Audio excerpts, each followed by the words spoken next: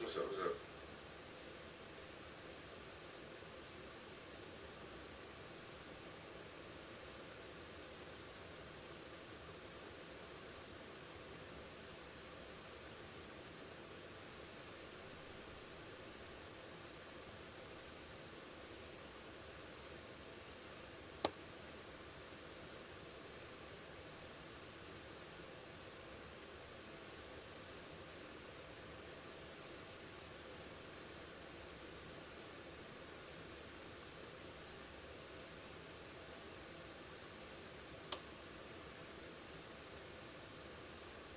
Hmm.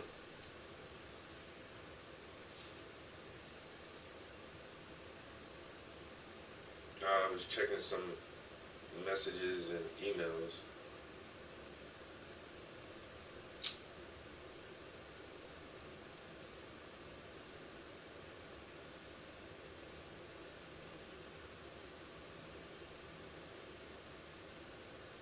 I got another invitation for a little art show somewhere, I guess.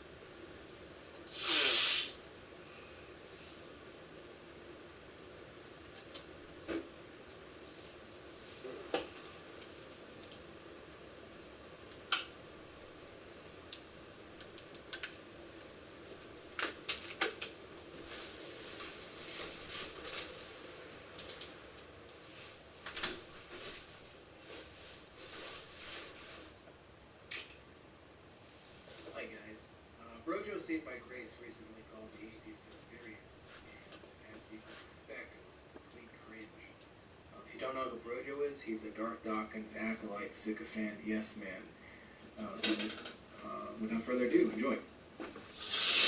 Hey, this is Brojo, B-R-O. Oh, they put an E. Yeah. Okay, Brojo. Okay. Yeah, I was just curious as listening to the last call, and even intrigued me, as you guys are both atheists. I always wonder when people make statements like, for example, religion presents itself as life being eternal. I'm aware that the Bible teaches that life is finite. It says that it is appointed unto man once to die, after this the judgment. So the Bible actually, I'm not sure, presents that perspective, but I'm not sure if that's what you guys meant by that. Also, I don't think we meant anything that's in the Bible because we wouldn't be accepting of that. So, I mean, unless the Bible was simply expressing something that would be just like a basic observable fact about life and death. well, certainly you would have to represent the religion accurately. I think that's always good. Well, but the problem is that Christians disagree on what the religion should be represented as. So I can't represent. I can. You're saying represent it as you understand it, I think, is what you're saying. Well, sure. I guess that's. Okay. I'm not aware of any sects of Christianity that would hold that life does not come to an end. But sure, I guess you should get out more. Many of them do, but it's okay. But I think it's interesting when atheism posits that life is totally irrational, that there really is no purpose or meaning to. Atheism posits you that? You probably should not get on a show and then say that your views need to be represented accurately when there's a lot of people on your team that represent them differently, and then tell us. Yo, you on my Instagram or my Facebook, yo? Yo, if you guys, what the? I was outside doing a little bit of yard work earlier, and now I'm itchy, like here and here. I think something bit me. But if you guys are on my Instagram, go check out like the last videos I posted.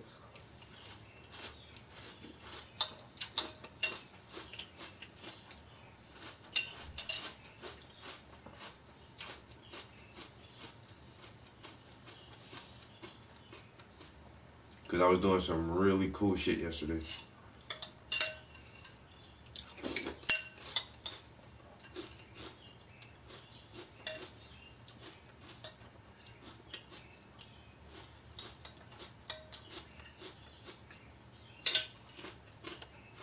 What our beliefs are, just FYI. Well, atheism doesn't have many different sects. Atheism says that there's an impersonal absolute by which the universe is governed. No, atheism doesn't say anything. Atheism just simply says they don't accept that a God exists. That's it. Well, atheism, actually, the definition that has been typically accepted has been that the reality, the nature of reality is that there was no God, so nature or reality. You're using a definition of atheism that no major atheist organization in the world uses. Well, I think if you look at the Stanford Dictionary of Philosophy, that's how atheism is used. But however, I just think it's interesting. Even if that's not your definition of atheism, you guys are positing that the universe came into being from nothing. No, I'm not positing how the universe came into being. I don't do that. There are people in science that handle that. I don't do it. I don't talk about universal origins as far as like I don't have my own personal theory on that.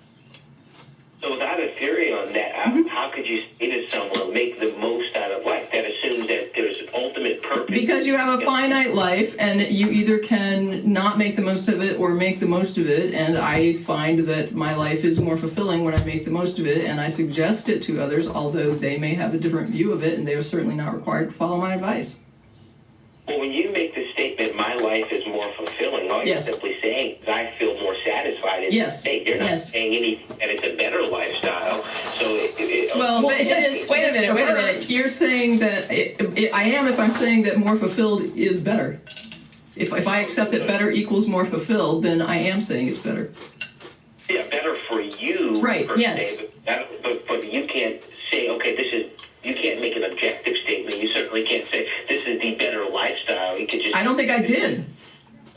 But here's the funny thing about this: because you reject the Christian God and do not want to worship Him and serve Him as how you were made to do. All right, we're getting super close to a hang up here. Okay, you're going to have to stop interjecting. That you're going to have to stop just fiat claims that your religion is accurate and throwing out this bait. We can either have an honest discussion or you can call with an agenda and be an asshat. It's up to you.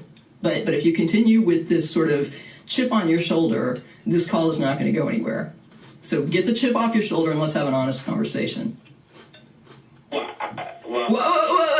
Quit saying that your religion is true when you're talking on the phone to some atheists, and quit telling us what we believe. If you want to talk to us about what we believe and ask us what we believe, and if you want to have an honest conversation instead of preaching and simply, prescribing what you think we believe, then we can. But you're going to have to get the chip off your shoulder. Sure. Would you say atheism is true?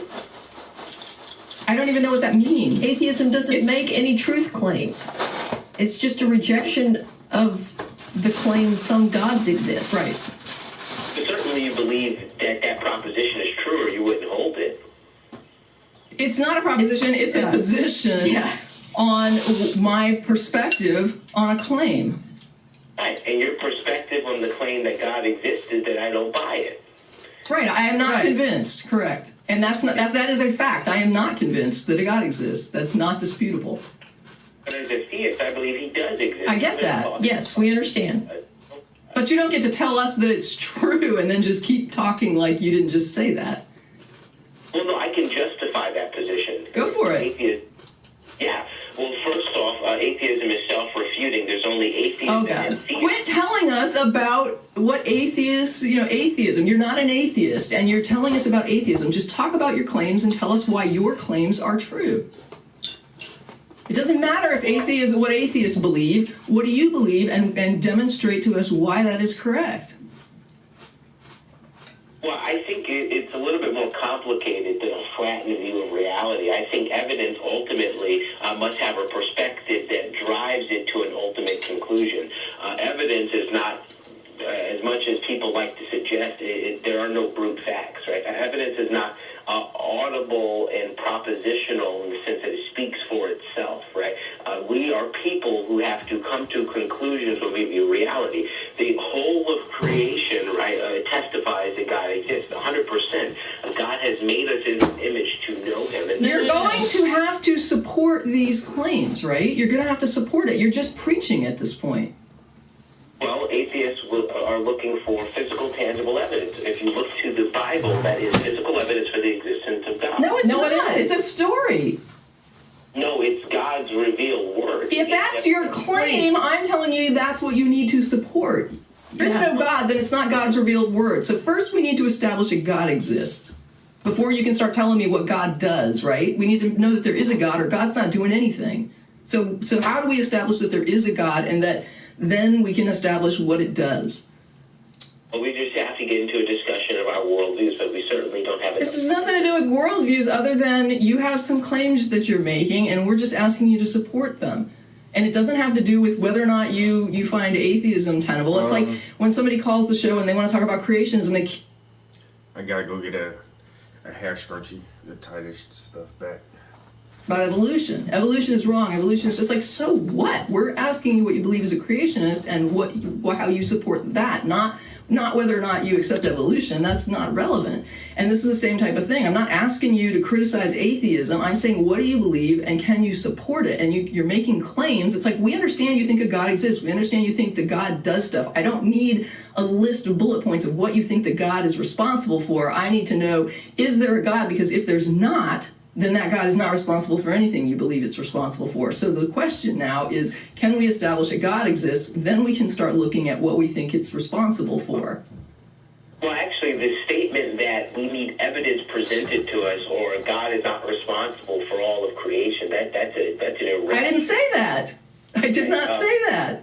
I said we need evidence presented to us in order for us to find your claims reasonable to believe. Because you are a naturalist, you are not going... Did we say we were naturalists? What is all of reality? Is it all physical and material? No, I'm asking you. Did we say that? Because you just said, well, because you're naturalists, and I don't think that was even part of the conversation up to now.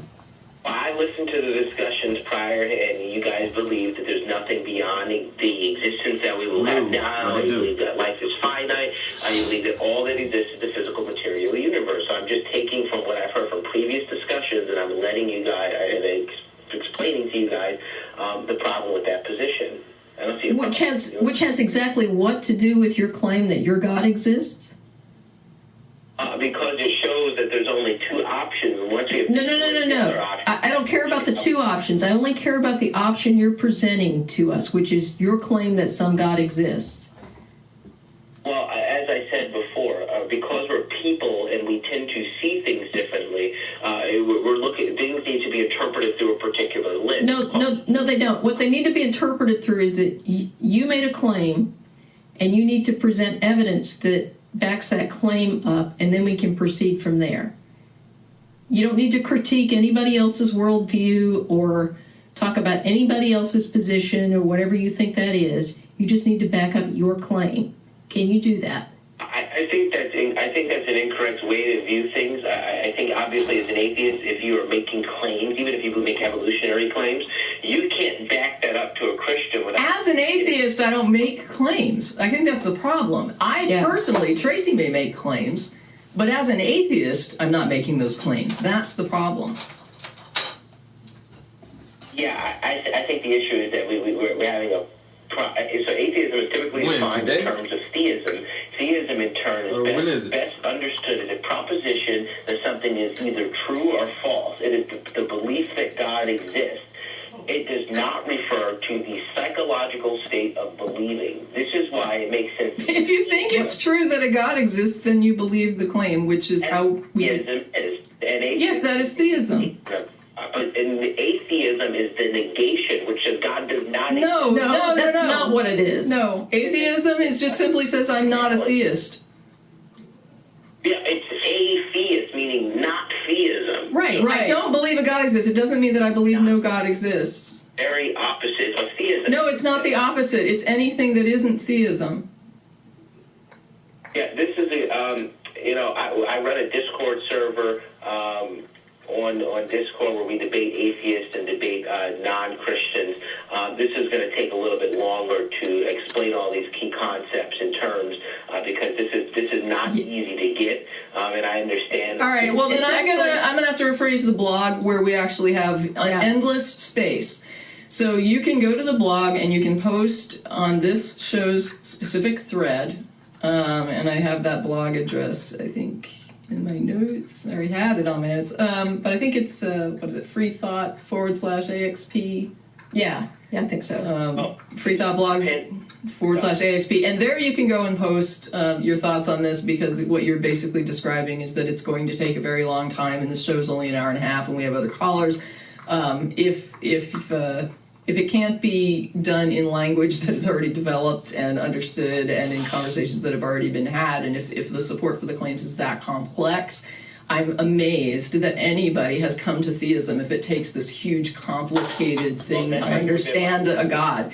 So go ahead and go to the blog and put your 2 cents there and give your best argument or evidence, and people can see it, and then it'll also be as public as it is here. So thanks for your call, Brojo. Okay. He's not very good at debating. Well, He you can't get off. justify his The thing point. is, it's like, I mean, we are an hour and a half show, and this is a reality. We have a finite time set, and we've got several calls waiting. And I do prefer to take a theist call, which is why I went with Misty, because she helped us with call check initially, which is kind of my trend. And then we had this theist caller who called in later, and I wanted to, put that up at first. Mm-hmm. And when you start to come at it with an agenda, when you start telling me what I believe, when you've got this thing to prove, when you got something to prove, not like something to like a claim that you'd like to support, but you got something you're calling to prove, right? And you're not hearing otherwise, and you can't have a conversation because you're here to preach. If that's where your head is at, you're going to have to cool your jets and be able to be a human being and have a conversation, and let's be honest, and let's walk through what you think, what you don't think. If you want to know what I think about something, you can ask me. If you say that you think I think something and I correct you, then you don't tell me that I'm wrong because Stanford says that's not what you believe. I know what I believe more than a Stanford dictionary knows what I believe, right? I can tell you what I think better than they can. And I also live it. I'm part of the atheist community, and I understand how atheists use these terms. And that's all I can say about it. If you have something that's huge and complex and it's going to take an hour to go through it, number one, like I said, I don't know how any theist came to theism if it takes this like massive understanding of highly complex stuff that takes a really long time to sort of just get the terms in order. How did anybody come to believe in God? Because that's not real obvious from a guy that just said, hey, it's manifest in the universe, right? So it's either easy and manifest or it's really hard and complicated. It's not both. Just imagine the pain. I don't know how long he's been running the Discord server, but how long you been doing this? Well, I mean, we've had 2 really good ones at the blog, right? One that took like 111, and then one that just went over 300 at a blow up, and now this thing is probably going to be the next blow up. I think Brojo is going to be our next break 100. How long have you been on the show? Since 2006. Okay, and I've been on since 2008, so we've been doing this a while. Yeah. So, yeah. Anyway, so like I say, he's welcome to give the blog. If he has something complicated, he can go ahead, outline it, set it up, post it. And he will get feedback, I guarantee, because people are very happy to talk to theists at the blog. Yep. All righty. Night. Now Matt's gonna tell the people that he's a psychic. Kevin Hart's reading people's minds. You're gonna have a baby, and you're gonna have a baby out of wedlock. That's all right. It's Kevin Hart's Laugh Out Loud. All new episode Monday night, 9, 8 Central. Only on... And actually, to kind of refresh everyone's memory, I was challenged by some atheists on a page that I was on to call in. Fair enough. And Okay. there was no specific topic. I just chose to ask Matt a question. Okay. And in that first conversation, which was in May, we had a discussion.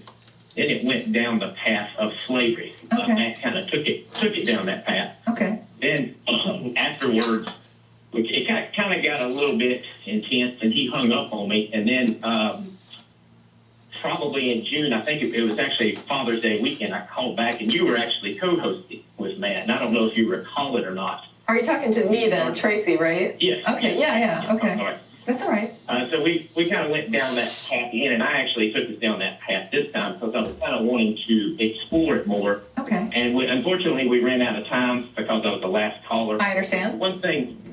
The one thing that that Matt said in his commentary afterwards, in that particular one, he had commentaries in both of them Sure, afterwards. I understand. But the last one, he said something that I actually think destroyed his own argument. I don't know if he realized it. That's how I took it. Okay. He said that, and I'm paraphrasing here, he said that God was weak because he could command them not to kill someone, but he could not command them to not own a person. Okay. Based on the Ten Commandments. I think he brought up eating shellfish, that he was worried about eating shellfish. Yeah, I understand what you're saying, and I think that that's kind of a fair comment. I don't know if weak is the word, but yes, he would definitely make a point, and has made the point in the past, that it's interesting that God would take more of a priority for restricting diets, for example, than restricting human beings objectified into property. So I think that I understand what you're describing, and you don't have to like demonstrate it beyond that. I think I understand what you're saying. Yeah, well, what I think how he destroyed his own argument was he said that God was too weak to say that, or to say thou shalt not own a person. I think he kind of moved the goalpost there by getting that specific. But he said that, but what I wanted to respond to is in the Ten Commandments, when it starts out in Exodus 20 and in Deuteronomy chapter 5, it starts out, I am the Lord your God who brought you out of the land of Egypt, out of the house of slavery. You shall have no other gods before me. That is the first commandment in the Ten Commandments. It's listed twice in Exodus 20 and Deuteronomy 5. What I can't understand is how he could conclude after reading that God would still need to say somewhere in those Ten Commandments, thou shalt not own a person.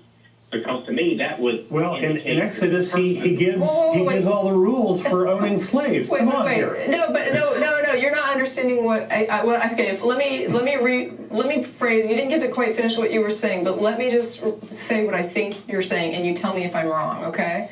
Okay. It sounds like what you're saying is that God says you don't have any other gods before me, and that for some reason you're taking that to mean that we shouldn't own slaves because we're setting ourselves up as a god? No, it's the Israelites out of slavery. Yeah. He's talking about the first commandment. Yeah, in that first commandment, and the reason why I'm focusing on the commandments is that's what Matt was focusing on. Right. No, I understand. So what is it that you were saying specifically, though, about what conflicts with that about slavery? Well, when those commandments were given, it was just after God had brought the Israelites out of slavery. Mm-hmm. Right. So the subject is the Israelites, right? And not anybody else. They witnessed him punishing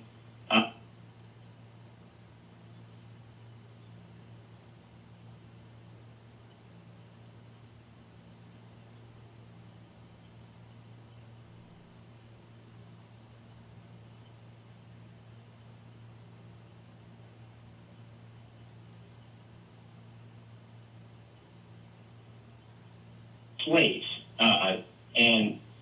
or they witnessed him punishing the Egyptians for not releasing them who were slaves. So, and then he says, I am the Lord your God who brought you out of the house of Egypt, out of the house of slavery. Mm-hmm. It specifies slavery in that verse, you shall have no other gods before me. So what I can't understand is why, after reading that, you would still feel like God needed to say, not on slaves. Because in Exodus 20... Right, there's a whole lot of rules that God provides for how to own and trade and barter. And he deals with how to beat, the level of beatings that you can give your slaves, what the rules are for Hebrew slaves versus non-Hebrew slaves. In God's law, right? There's more law than the Ten Commandments, right? There's he's yammering on, there's a few books of law, right? And Moses is going up and down the mountain. And didn't God put them into slavery? Wasn't that a punishment on the Jews? Yeah, so he put them into slavery. In Jeremiah 34, he punished the Jews for not freeing slaves as what happened with, and he reminded them that they were slaves in Egypt. Right, but he gave them the parameters under which to run their slave trade. I mean, there's laws. The law of Moses includes slave laws, and that law was supposedly from God. Well, yeah, I don't know if you're quite understanding it. The Ten Commandments was the first thing God gave him. I guess what I'm saying is it's irrelevant because you have the books of law, right? The law of Moses was the law. When the Ten Commandments, the Ten Commandments are redundant and damn near useless because everybody already knows what is right and wrong. Cain killed Abel, right? Cain killed Abel and got punished for it.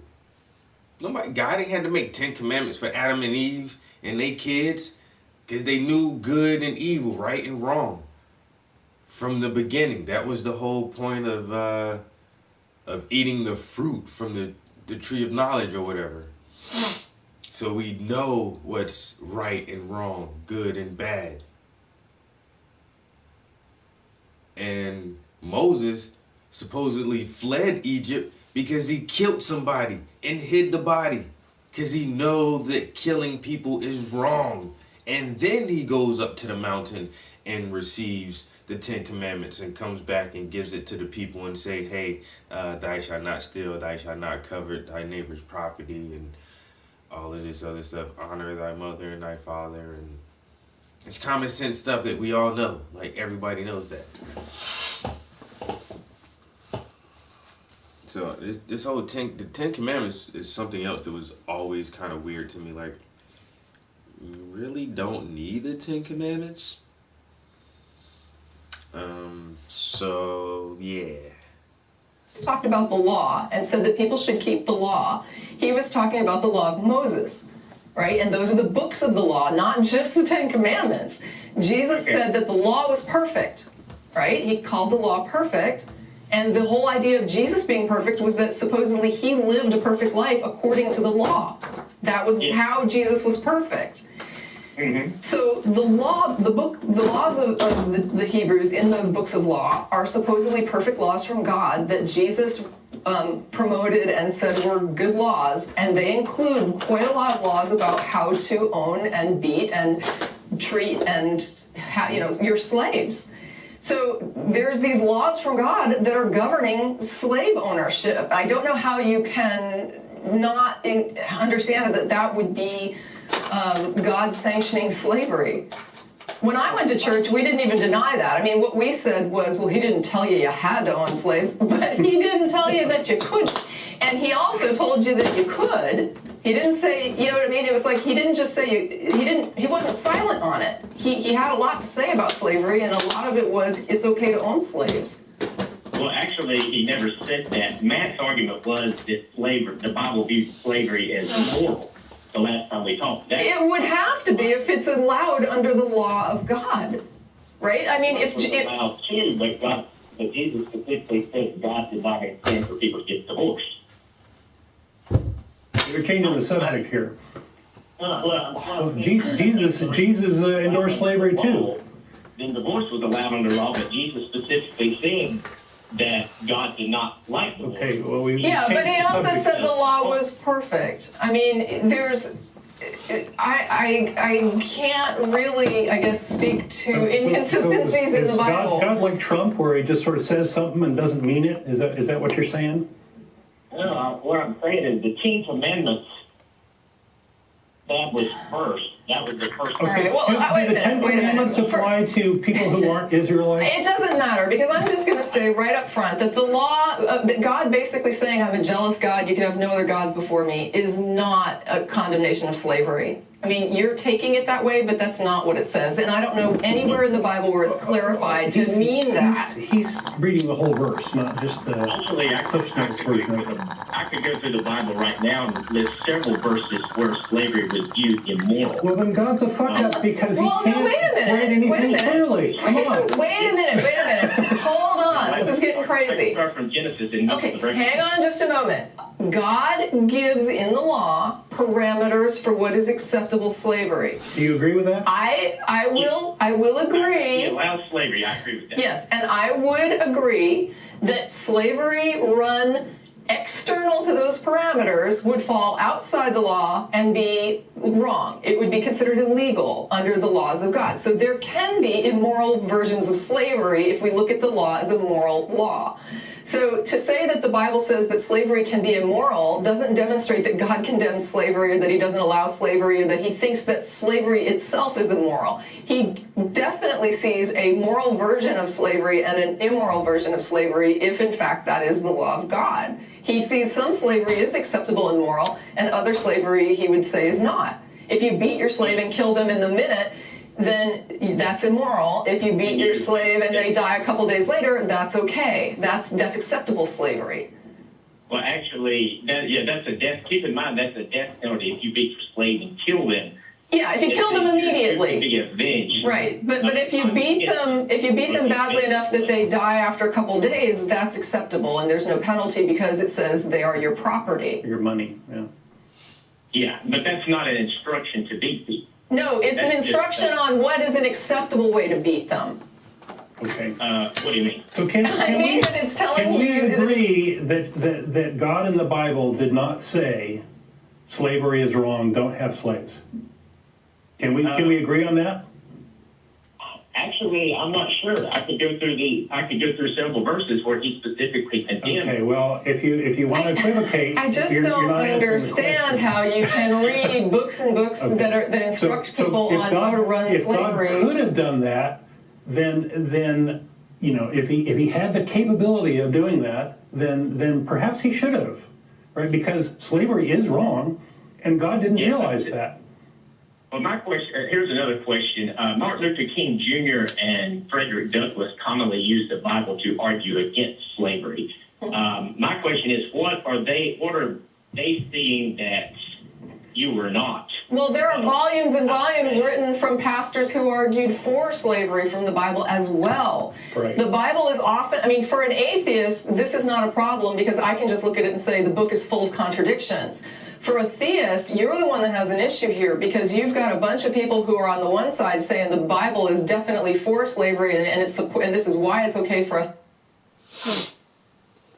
Okay, Martin Luther King and Frederick Douglass always used the Bible to argue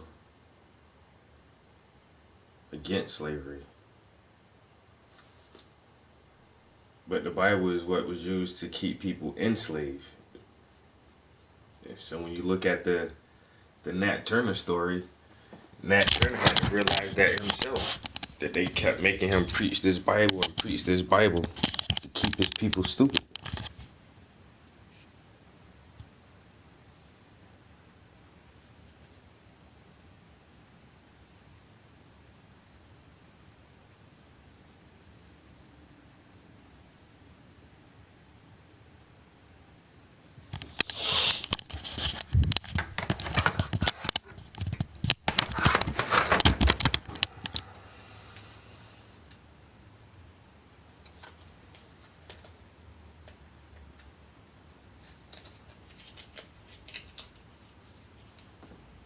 Own slaves, and then you have other people on the other side saying this same Bible definitely condemns slavery and says it's not okay to own slaves. This is an internal Christian conflict that y'all have to resolve, because when I look at it, I just see some verses contradicting other verses, but I can't ignore that there's an entire legal structure laid out that Jesus says is from God, the law of Moses, that tells people in what circumstances and how you can have slavery. There's no denying that. Yeah. I've never denied the Bible doesn't allow slavery. I've said it when I debate atheists. But the law of God governs it, right? Actually, in 1 Timothy chapter 1, verse 10, it says the law was placed there because people are evil and immoral, and it actually. And this is why Matt said God was weak. Yes. Right? He can't enforce this. He can make a law that says, shrimp is wrong, don't eat a shellfish, but he couldn't say, slavery is really evil. Like to God, it was more important to ban eating a shrimp than to ban treating people as property. Or one could look at it like this: God. You could look at it like God, after the Israelites came out of Egypt out of the house of slavery. it should have been common sense not to own a slave. And He put laws on the books. Why couldn't God figure that out? You seem to just want to ignore the fact that God found some slavery forms acceptable. That he thought that this was okay. Y'all's position is there's different forms of slavery. Well, no, the Bible has laws about it, which means the Bible's looking at different forms of slavery. When the Bible says you can't beat somebody to death right then and there, it's saying that's a form of slavery that's wrong. When it says you can beat somebody if they die a couple days later, that's a form of slavery it's saying is acceptable. God is saying that's certain... not really uncommon even to modern laws, because in the 13th Amendment, a person who was convicted of a crime was considered a slave. This is just muddying the water. Yeah, it is. We're talking about God here, right? And whether or not God is endorsing slavery. And my point right quick, please. So what do you think? Does the Bible endorse slavery or not? Would carry nightsticks and do actually sometimes have to be prisoners. So I don't really understand. That's one thing I think is a really weak argument for atheists, but it seems to be the number one argument for atheists.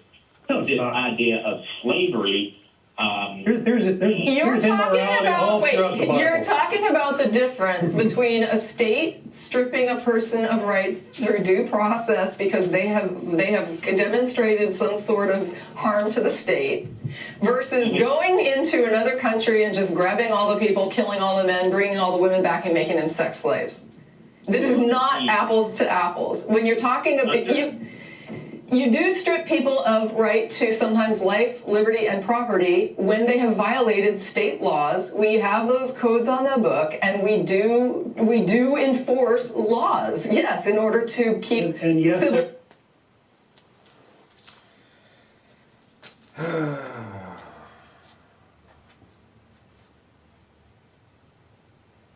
These dudes be coming up with some poor ass arguments, yo. Mistakes being made there, but let's call them mistakes. But the point is, the question God made a mistake here too. Yeah, God allowed them to just go and enslave their neighbors, basically. Just go and get your neighbor and enslave them, and enslave each other. I mean, the idea is, should people be tradable commodities? Should people be property? Should we have, for example, people in prisons, but we don't allow sex trafficking? Right? We understand that's wrong. Do you admit that slavery is wrong? Yes. Okay, then you're more moral than your God. I admit divorce is wrong too. Both of them are wrong. And okay. Well, you're more moral than your God. So why do you need him? Okay. So do you think?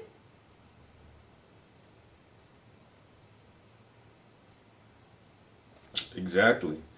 But what their argument is that the Bible itself endorses slavery, where God gives laws to man saying how you should conduct slavery, who you can own, how long you can own them, how you can treat them or mistreat them, and different punishments for slaves. Like, those are laws given by God in the Bible.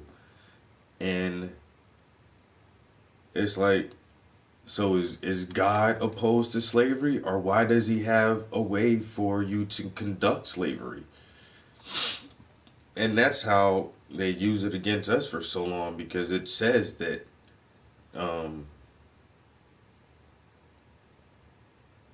Noah cursed his son. And like, who is Noah a god? Like, how can he put a curse on somebody for generations to come? And then to have these rules and regulations on slave trade that is given by God. And it's like, I don't think I want to follow that God. My bad, guys. I got a stuffy nose from allergies. Can you draw out Leviathan with a hook, or snare its tongue with a line which you lower? Can you put a reed through its nose, or pierce its jaw with a hook? Will he make many supplications to you? Will you speak softly? Will he speak softly to you? Will he make a covenant with you? Will you take him as a servant forever? Will you play with him as with a bird? Or will you leash him up for your maidens? Will your companions make a banquet of him? Will they appropriate him among the merchants? Can you fill his skin with harpoons, or his head with fishing spears? Lay your hand on him. Remember the battle. Never do it again. Indeed, any hope of overcoming him is false. Shall one not be overwhelmed at the sight of him? No one is so fierce that he would dare stir him up. Who then is able to stand against me? Who has preceded me that I should pay him? Everything under heaven is mine. I will not conceal his limbs, his mighty power, or his graceful proportions. Who can remove his outer coat? You can approach him with a double bridle. Who can open the doors of his face? His terrible teeth all around. How rows of scales are his pride, shut up tightly as with a seal. One is so near the other, no air can come between them. They are joined one to the other. They stick together and cannot be parted. He sneezes, flash forth light. He and his eyes are like eyelids of the morning. Out of his mouth goes burning lights. Sparks of fire shoot out. Smoke goes out of his nostrils as from a boiling pot and burning rushes. His breath kindles coals, and a flame goes out of his mouth. Strength draws in his neck. The sorrow dance before him. The foes of his flesh are joined together. They are firm to him and cannot be moved. His heart is as hard as stone, even as hard as the lower millstone. And he rests himself upon the mighty who are afraid. So this thing got scales, and it's in the water. Who can draw him out of the water with a fish hook or a fishing spear? His scales are tight one to the other, that they cannot be separated. Out of his mouth comes fire and sparks of light.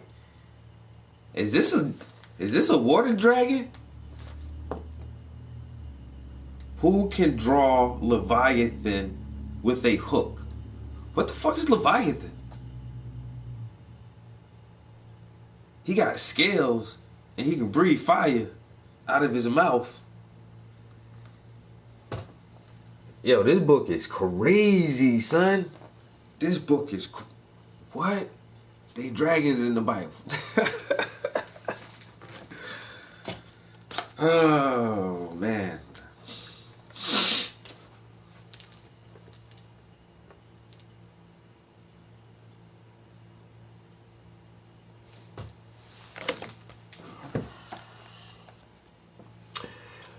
Dr. Amos Nelson Wilson, The Falsification of African Consciousness, Eurocentric History, Psychiatry, and the Politics of White Supremacy. Dr. Francis Cress Welsing, The ISIS Papers, Keys to the Colors. Fuck out of here, bro.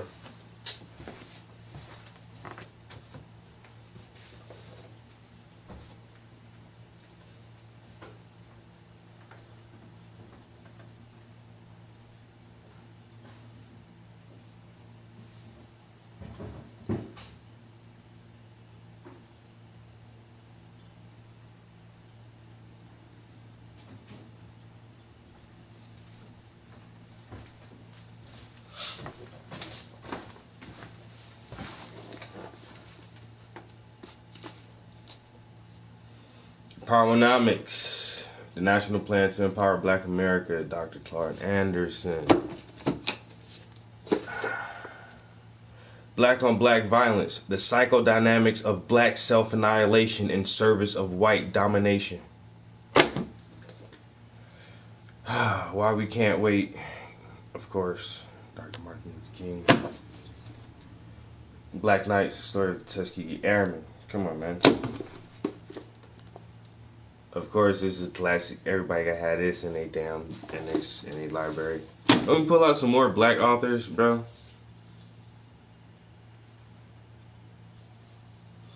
Oh, I know that. Oh yeah. Trust me. I've had this conversation with someone else just a couple days ago. It is written in English. That is the total mind control that has been set forth by the colonizers of this planet, the 10% of this planet who deem themselves to be above everyone else. So we have to be like them. But it's still a way to convey the message. So, what other languages do you speak? Do you speak ancient Arab, Hebrew, or Aramaic? Do you speak Latin?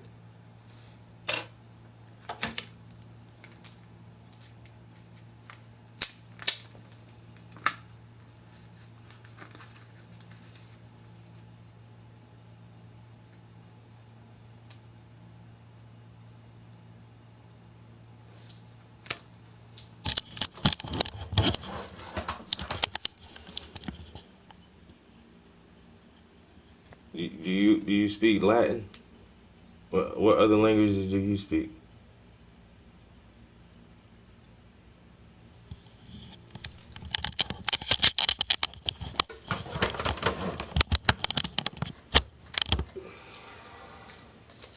Bro, read some real history, homie. Understand the real history. All you got to do is read up on the Berlin Conference of 1885, 86. Africans ain't do that to the Berlin. Africans ain't set up no Berlin Conference. You know what I'm saying? Leopold of Belgium, he wasn't African.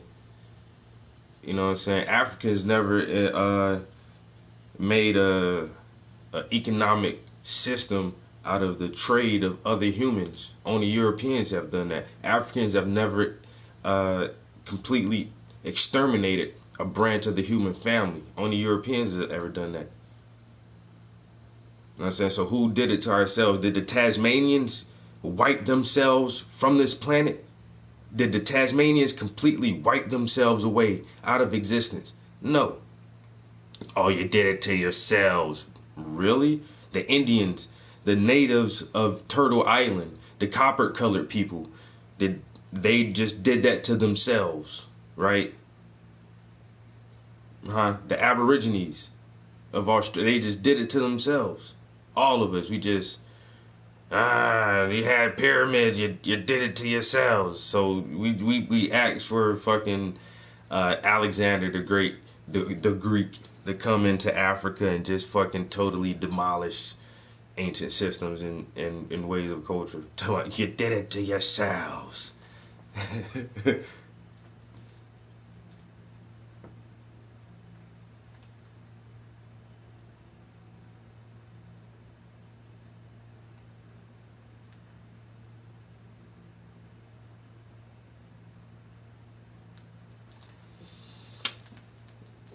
What? Adam and Eve? Bro, that's...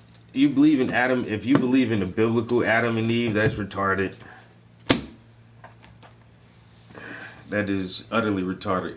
Did modern human, did Homo sapiens sapien come out of Africa? More than likely, yes, because it's the perfect geological place on the planet. Oh, you're barbaric. You're savages. You don't wear clothes. Bitch, it's hot. It's hot as hell. We don't need clothes. What I'm gonna kill an animal for and wear its skin? We don't do that. But yeah, is the genetic Eve? If you want to talk about the genetic Eve, was a black lady from Africa some 200,000 years ago, probably more than likely. But like some biblical Adam and Eve, that's some weird stuff that I can't even believe most people still believe today. That somebody, got convinced by a snake to defy the laws of their creator God, who is omnipotent and all-knowing, but still let the snake creep up in here and fool his greatest creations. And why you made the snake so slimy anyway? And why snakes had legs before? Huh? Bible's weird, bro. You talking about that Adam and Eve that was talking to the snake?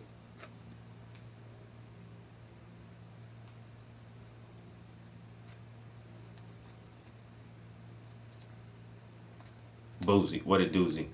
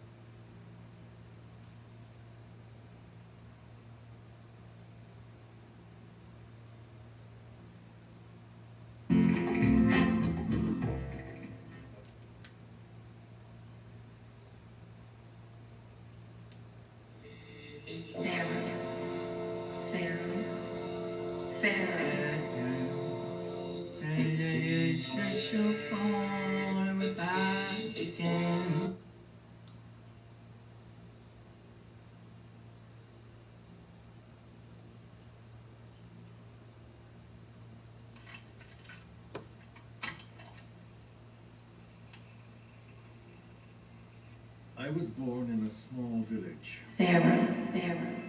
I was still a child when we were raided by soldiers. Foreign soldiers. Torn from my elders, I was made to speak their language. With each new post, my masters changed, along with the words they made me speak. With each change, I changed too. My thoughts, personality, how I saw right and wrong. Words can kill. Pharaoh. Time and again, the country was ruled by a foreign tongue. When he was a young boy, he lost his native language, the bedrock for any developing child. His country, his family, his face, his identity, everything was stolen from him. Meet me on the corner, I'll be waiting on you. 1,000 years of better writing to forever fight. All my feathers fall from out of heaven. Fight without a weapon, life without a lesson lost. I'm my own boss, pick my own cost, fill my own goals, in my own hopes. Tired of all of this, wish I had a switch. One kiss, then you cut me off. Knowledge is the power, college is for cowards. Hollering for hours, swallowing the sour skin. Stuck around the rims, picking in on a life so sweet. The other side made it, why don't we?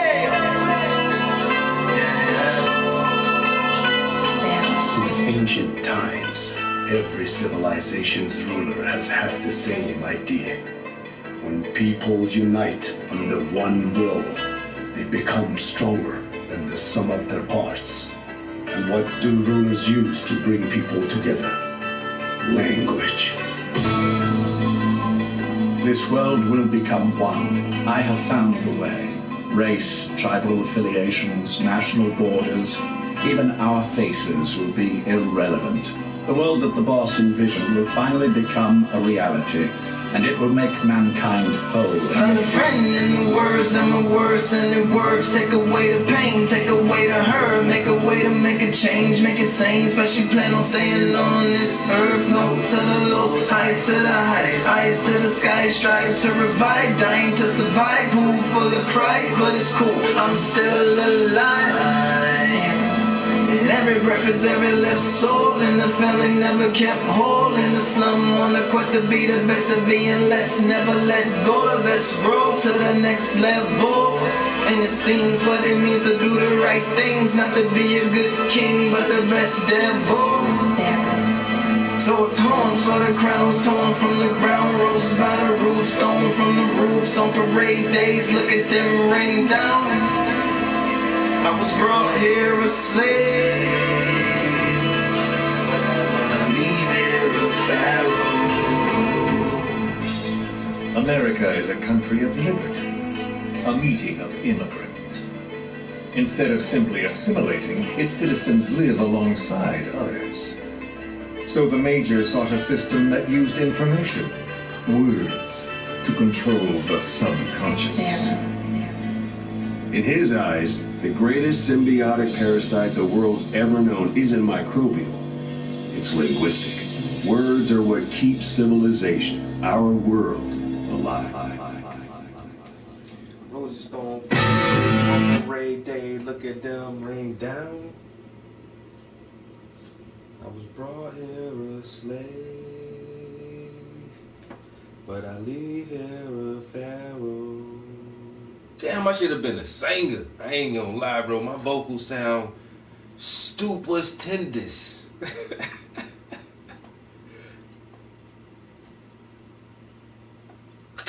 Hell yeah, I could draw a picture of you standing on Trump's shoulders. If you pay me, I'll draw anything you want if you pay me.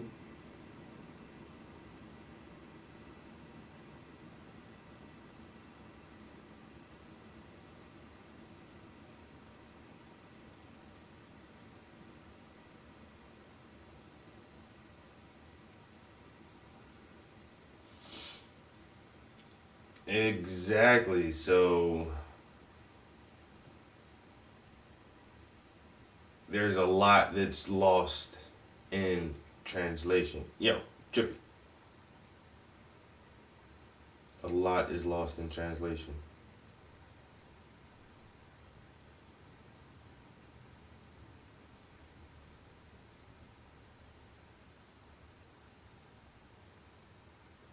Robinhood is an investing app that lets you buy and sell stocks. Where do we want to go? Where can we go from that? Yes. Well, let's go to Zach, Yeah. who's calling from Hagerman and wants to talk about the roots of morality and theistic versus atheistic moral perspectives, I hear. Yes. It's going to be interesting to segue from that discussion, but... Oh, it's easy, Zach. It's easy. You're in favor of consent, aren't you? Yes. So we agree. Cool. Thanks for taking my call. I called back in on January when Matt was on with Don, and we discussed the Euthyphro dilemma at that time. And I kind of botched some of my terminology. I used objective when I should have used transcendent, and you guys had a comment at the end about atheistic morality as a term used, and I'm fine with any other term you want to use, but I'm not sure what would be a better replacement for that. Well, so I tend to not, when I talk about morality, I don't talk about atheistic morality because I try to make sure that the atheist term is used exclusively in whether or not somebody is convinced that God exists or not. I tend to talk about it in terms of secular morality, a moral system. Oh my moral God, yo, with that not light on, you cannot a religious doctrine or a holy book or anything like that. There's like no way for you to see past that glare. Okay, we can talk about it in those terms then. But I did have an issue. I really need that top light on for a minute, guys. About the Euthyphro dilemma. And that was... And you'll have to forgive me, Zach. Zach, you'll have to... I know you're getting ready to tell me what it was, but I don't actually remember it, and I wouldn't want to be accused of strawmanning anybody. So let's just shelve whatever was before and talk about whatever you want to talk about today, which can be what we talked about before. Okay, sure. So basically the idea is that the Euthyphro dilemma is brought up a lot, which is this idea of, for the sake of the audience, the idea that either God is good because goodness is somehow independent from him, or God basically chooses goodness himself. Is God good because it already is good, or is good because God says it is? So you're kind of right, but the Euthyphro dilemma has nothing to do about whether or not the phrasing. So the original Euthyphro dilemma was about piety. And it was, is something pious because the gods say so, or is something pious whether the gods say so or not? And it got moved to talk about morality, which is something moral because God says it's moral, basically divine command theory, or is it moral independent of whether or not God says that it's moral? That's how the Euthyphro dilemma has been used with regard to morality. Because if something's only moral because God says so, then when God says, hey, you can own slaves and you can run off and murder these people, then it's automatically moral. But God could turn around and say it's moral. And if something is moral independent of God, then... And once again, why the God in the Old Testament is weird as fuck like that, yo. So, Nimrod and his people start building a tower to the heavens to just prove that they can get closer to God and be closer to God. And then God was like, what? Y'all building a tower, a tall tower, for what? Look, man, now you guys are organized and there is nothing that you try to do that you will not be able to achieve. I gotta stop that. I'm gonna smash your tower. I'm gonna confuse all your languages. And then I'm gonna spread y'all all across the earth so y'all can't organize again. Why? That's dumb. Mankind was doing good. We all organized and we unified. We building tall structures. You know what I'm saying? Using our group ethics and morality to work together. And it's God was like, nah, I don't like that. Yeah, the Tower of Babel is a weird story. It's so fucking weird. It makes God look like a dick, but he's loving and caring and kind, but it's in Genesis, he fucks up so much, he don't know what the fuck is going on. He never knows what the fuck is going on. I'm make heavens and earth. Separate the waters in between the waters. I'm gonna make some animals. You know what? You name the animals. But look, don't eat from this tree. Oh, hell, y'all ate from the tree already? Damn, I gotta kick y'all out. Don't come back. And now you gonna have hard work tilling the land, and it gonna be a bitch for you to have a baby. I'm gonna make that shit so painful. Oh, you got kids already? Oh, damn. Your kids already killing each other because one of them making a sacrifice to me that I accept, and the other one I ain't accept the sacrifice, and so now they murdering each other. Damn, I gotta banish your ass to the land of the refugees. The land of the what? The land of the refugees. Well, I thought we was the first people.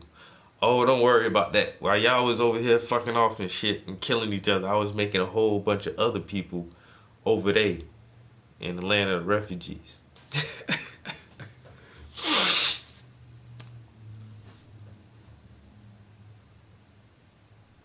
Not that JW. Y'all the witnesses, bruh. And then what? And then the Nephilim come down and they like, oh shit. Yo, human women look hot. Yo, let me get some of that. And then they start messing with the human women and making giants and mutants and all kind of stuff. And God like, oh damn. What y'all doing, man? Now I gotta start this whole thing over again. And I'ma just wipe everybody out. I'ma just kill everybody. Except for Noah and his family. Like 9 people. I'ma save y'all. But I'm killing everybody else. And then Noah and his sons can't even get along. Oh, you saw me naked when I was drunk. I'm gonna curse your sons to be slaves of your brothers. It's like, huh? For what? For why?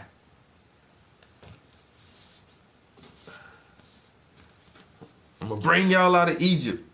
You listening? Moses, look, get my people. Let my people go. I'm gonna split the waters. Y'all can walk on dry land through the sea.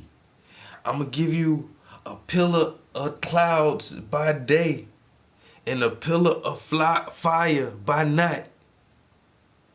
And I'm gonna lead y'all to the land of milk and honey. I'm gonna give y'all manna from the sky to eat, to sustain you. And these motherfuckers still disobey God. And God like, yo, what the fuck? Y'all can't get shit right. Yo, the God in Genesis is weird, yo. He just like, he's so confused. He don't know what. He can't get his game plan together. None of his people don't never act right. I'm gonna make y'all wander through the wilderness for 40 years. It's like, really, God? 40 years? 40. That's 2 generations. The Bible is not confusing. That shit is a weird grouping of stories, especially the Old Testament. That's why most people don't like going back to the Old Testament, because that shit is weird as shit, yo. Like, Old Testament stories is super, super weird. And that's where you get, like, the lawgiver and everything else and all the prophecies. But then, you know, without the Old Testament, you can't have the New Testament. So they gotta admit some of that shit. Like, this is what y'all really believe? Yo, Abraham, if you really worship me and believe in me, I need you to kill your son as a sacrifice to me. Okay, I'll do it. Really? Psych, motherfucker, I was just playing, bro. I was just playing to see. You was really about to do it too, ain't it? Woo, boy, you crazy, boy. Woo, this man about to kill his own son for me. I had to stop you. Like, what kind of God? What in the hell?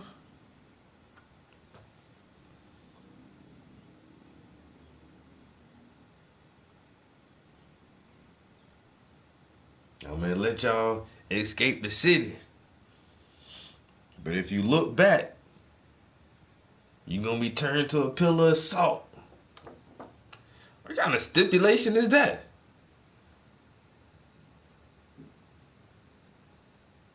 What the? Huh? What is you? What kind of games is you playing?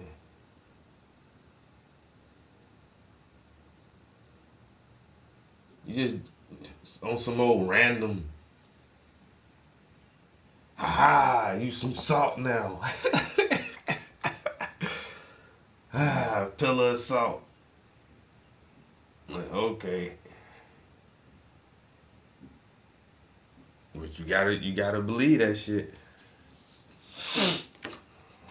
You got to believe it. You got to believe the Bible.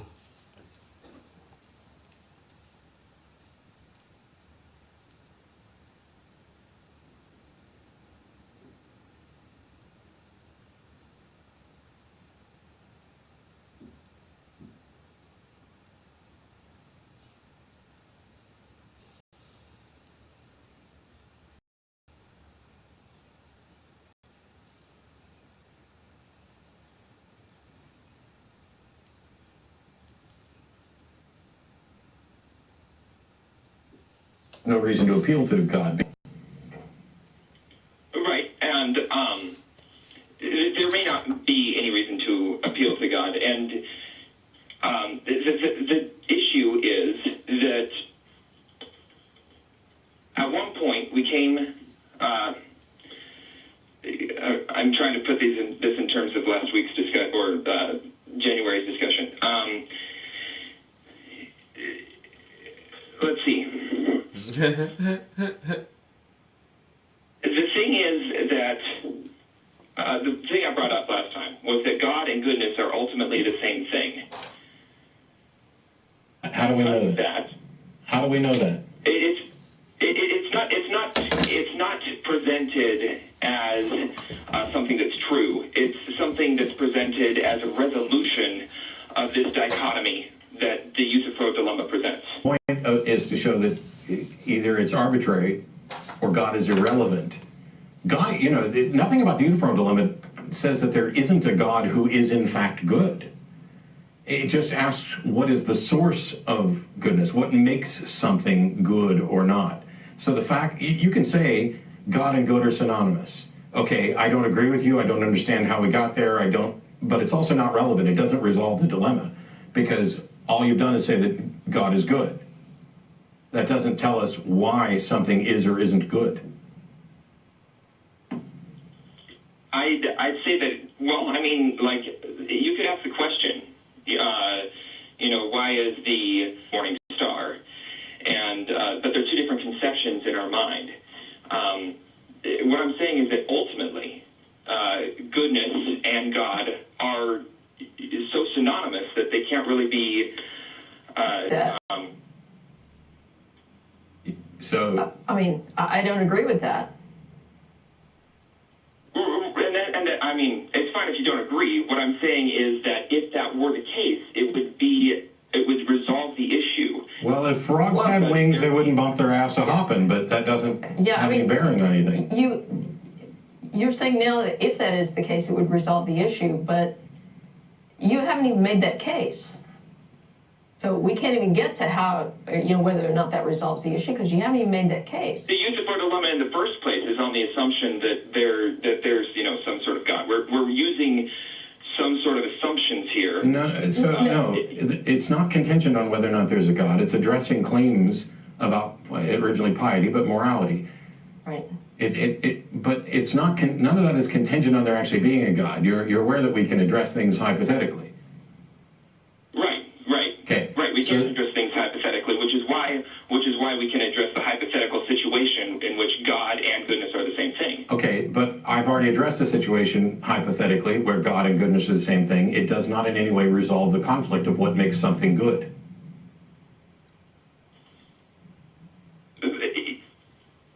I mean, I guess I'm not sure. I guess I really don't see why that's the case. Zach, it's easy. Let's hypothetically say that Matt Dillahunty and goodness are synonymous.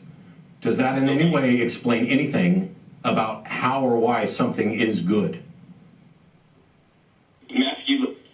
If masculinity is... No, not masculinity. I appreciate being synonymous with that. Me, Matt Dillahunty, me. Let's say that I am synonymous with goodness.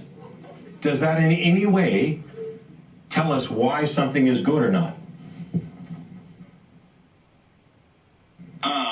It doesn't go down to the root of why something is good. Correct. No. So changing Matt Dillahunty is synonymous with goodness to God is synonymous with goodness.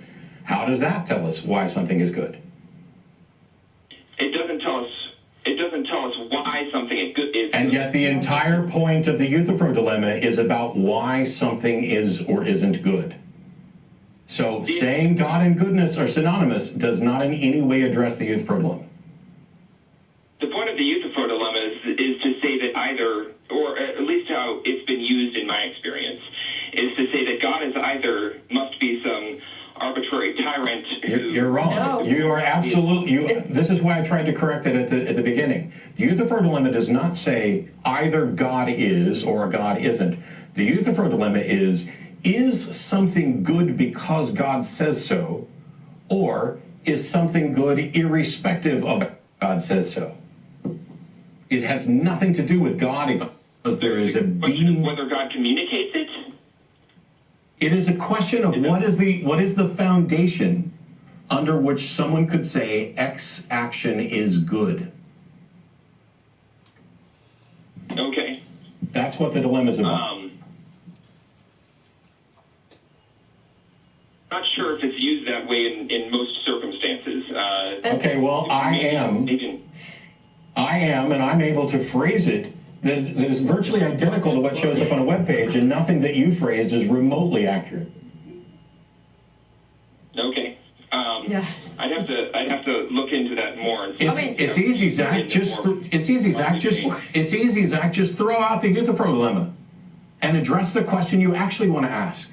Address the issue you actually want to. Because you're sitting here saying God is synonymous with goodness, and my question is, how the hell would you know that?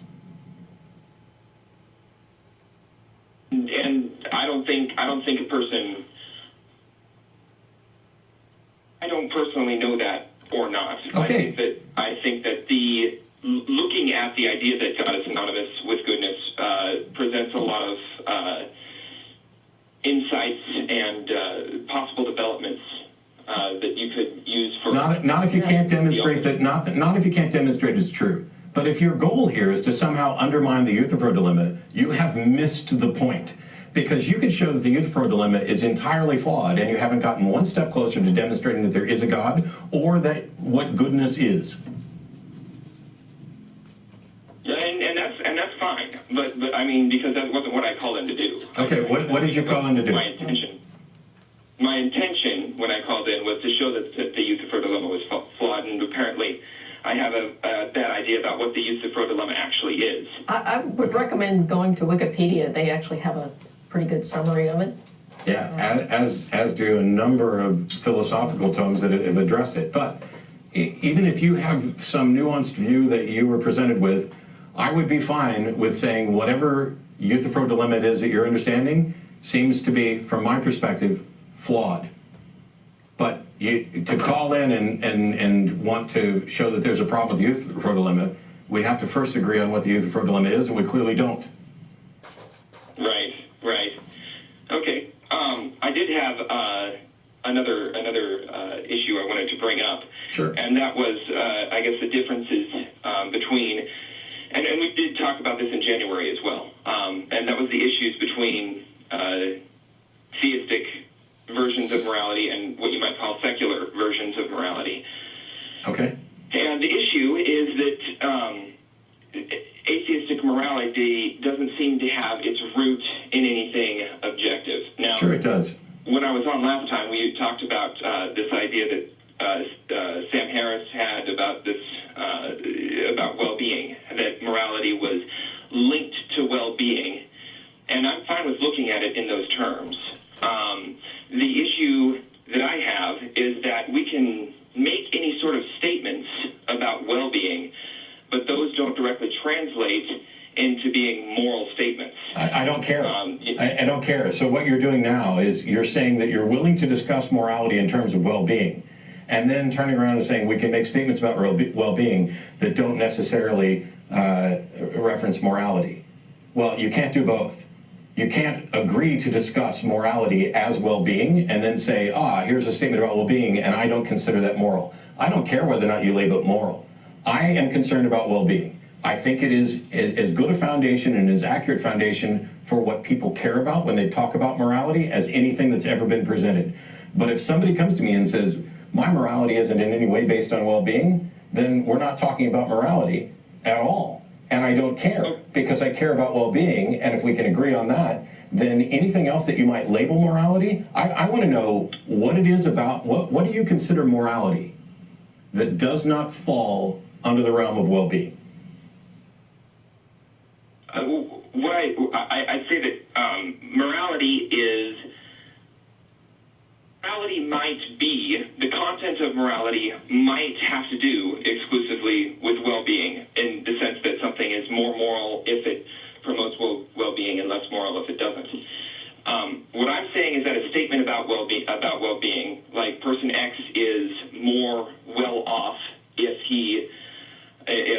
this happens than if this happens, is not the same as saying it is right to make sure that person X is more well off. Yes, it is. If you say that your foundation is well-being, then you are asserting that this is the goal, and that automatically derives what is or isn't consistent with the goal. Okay. Well, in that case, and then perhaps using the word foundation is the wrong term. Then I'm fine with well-being being used as the content. As the content of morality. So when we say foundation, I'm fine with it being the foundation. The foundation, okay, when I talk about well-being, what I'm saying is this is the goal. It is entirely subjective that I care about well-being. There's nothing about the universe that requires anyone to care about well-being, but we do, in part because we are the descendants of the beings that cared about well-being. The other ones are dead. And as I explained to Jordan Peterson last week, his question was maybe it's an aspect of well-being is that it could be better to be dead than alive. And I said, no, it can't be. Because if you're dead, you are not being, well or otherwise. It is about life. So as long as we can agree that we care about well-being, then we can make objective assessments about whether or not actions are consistent with that goal, whether they improve, diminish, or have no effect. Whether they, and that would, if you were to put that in moral language, it would be moral, immoral, and amoral, or non-moral, if you prefer. But I don't care if somebody calls it morality. I'm just saying that I think this is the best foundation for what people care about is morality. But if you think that there's some morality that transcends well-being, I'm curious as to what it is, what aspect of morality do you think is not covered by well-being as the goal? The foundation is the physical facts about reality. That is the objective truth. You know, if I chop off your head. Right. Yeah. So what is it that you value about morality that you think is not encompassed by well-being? The fact that I can say an ought statement. I can say you should care about well-being. The statement you should care about well-being is a moral statement. Person X is weighing under these circumstances is improved. Well, you can say that either way.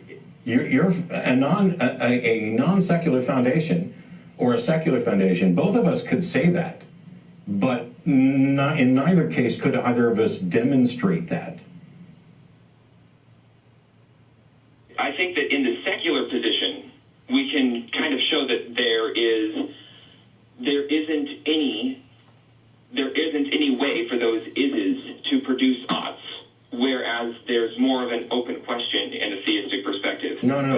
What produces the oughts is defining the goal. Okay? Think of it like a chess game.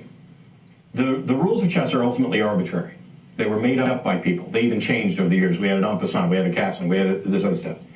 The goal is to either win or not lose.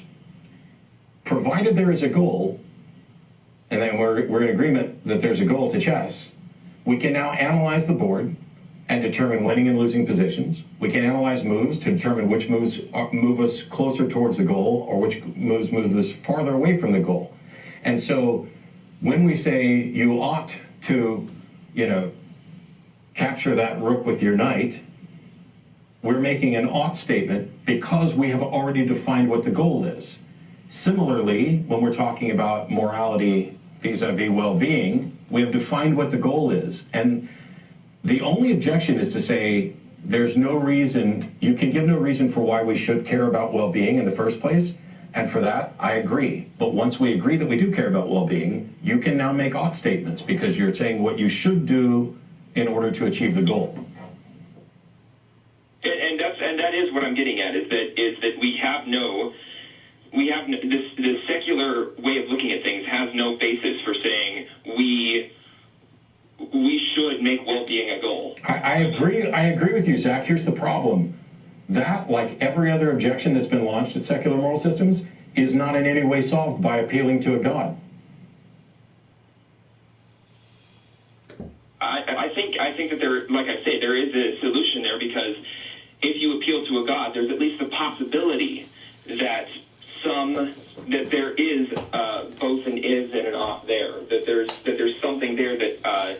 If you appeal to well-being, there is already an is or an ought there. But the problem that you're saying is, why should we care about well-being?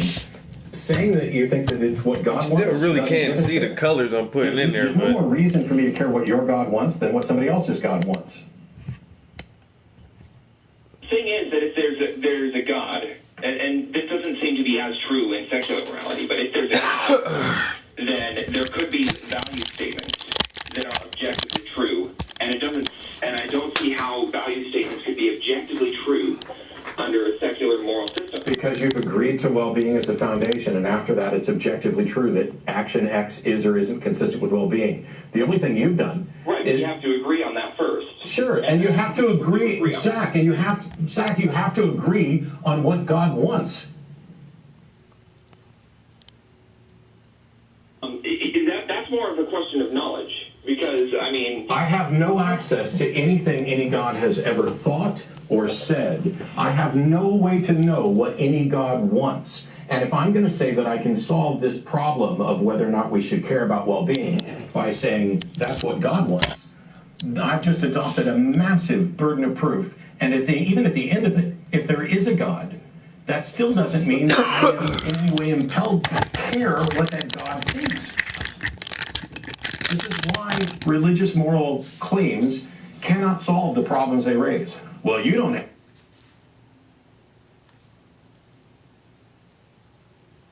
have any objective foundation for why you care about well-being. Well, neither do you. You have your opinion, dude, of what God wants. And meanwhile, in the entire history of humanity, people have been arguing over what God is, what God wants, and there's no guarantee that even if God is and God wants, that what God wants is in your best interest. This is the damning thing about religious doctrines, because secular doctrines are about us. They are about what is in their well-being. It could be the case that there is a God that doesn't give a rat's ass about your well-being. He has some other goal in mind. And when you want to claim that what that God wants is necessarily moral, you have just sacrificed everything that we have ever cared about with regard to morality. I think that when you look at people who are religious, the various religions of the world that disagree on what is moral and what isn't, that this is just a question of knowing whether it's moral or not. You know, what I'm saying is, under theistic moral systems, there can be this objective morality, this link to is statements. No, what you're saying actually out there. What you were saying is that this adds a potential possibility for some sort of moral authority. If you ever actually get access to what that moral authority is, call back. Because you don't have access to it now, and neither does anybody, and neither has anybody in the history of the world. They've never been able to demonstrate that there is a God, or that God should be viewed as a moral authority, which is why we're right back to the Euthyphro dilemma. Yes, thank you. I was just about to say, we've come full circle back to the Euthyphro dilemma. Yeah, you think you've solved a problem that you haven't solved. And this has been the case forever. It's no more value for you to say Yahweh is the ultimate source of morality than it is for someone to say Zeus is, or for somebody to say Allah is, or for somebody to say well-being is. The only difference is you are adding an extraneous thing that you cannot demonstrate in the hopes of solving a problem that you wouldn't solve even if you were able to demonstrate it. The difference is that Zeus or that God or Thor or whatever you want to bring up could ultimately, I'm not sure about Zeus and Thor because those are, lowercase g gods, but if you came up with some other non-Christian, non-Abrahamic version of God, the difference is that those sorts of claims could be linked. They could be both is and ought. But the secular moral system, where well-being in itself, the statement something is good for well-being, can't itself generate. Yes, it does. Yes, it does. The assent to this is the goal generates the ought. And I already explained it in terms of chess. Are you saying that in a chess game, we can't make an ought statement about how to best win the game? I think you can, but you have to agree to the goal first. Yes, and holy crap, Zach. As I've said 35 billion times, you have to agree on caring about well-being, and once you do, you can derive the ought statements from that. Right, and I have no problem with that, and I agree with that. Okay, then why do we need a God? What you are doing is essentially the same as saying, but there's a being who might potentially make it imperative for you to care about winning a game of chess. I don't need a being to care about it. I already care. And so does everybody I play, or at least most of the people I play. Some of them are, whatever. But irrespective of whether or not there's some being that could serve as that grounding for why I should care about winning a game, I already care about winning a game. So it's unnecessary, which is the point of the Euthyphro dilemma. Either something is a good move in a game of chess because God says so, or it's a good move in a game of chess irrespective of whether God says so. And if the goal of winning the game, if the goal is to win the game, then it doesn't matter whether a God said or serves as a foundation for why we should win the game. If we agree that we're trying to win the game, we can already get everything we need without appealing to a God. I suppose that's, and in terms of, I'm not talking about in terms of motivation. I kind of went down that road last time we talked about this.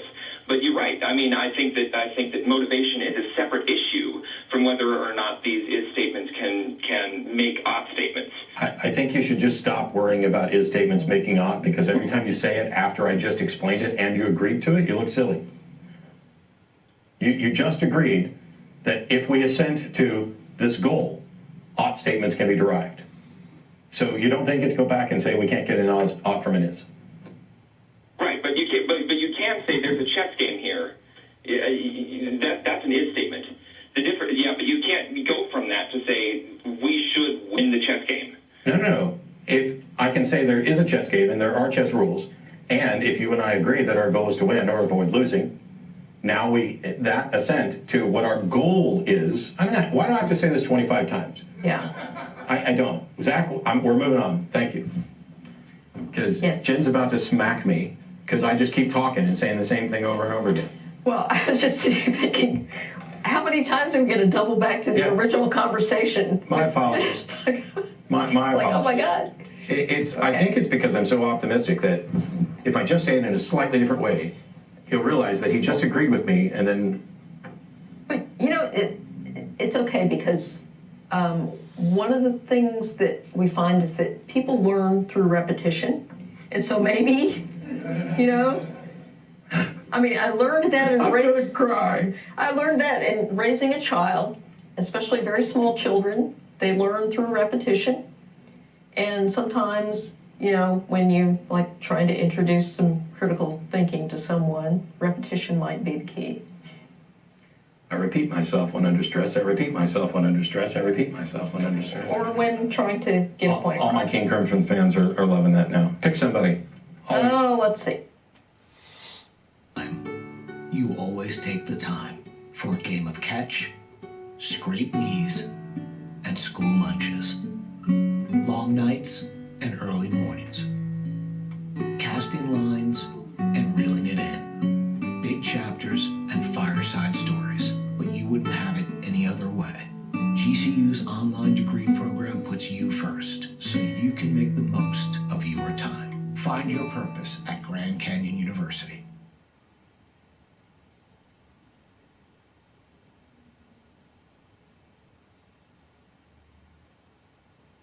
Anyway, Andrew in Bethlehem, how are you?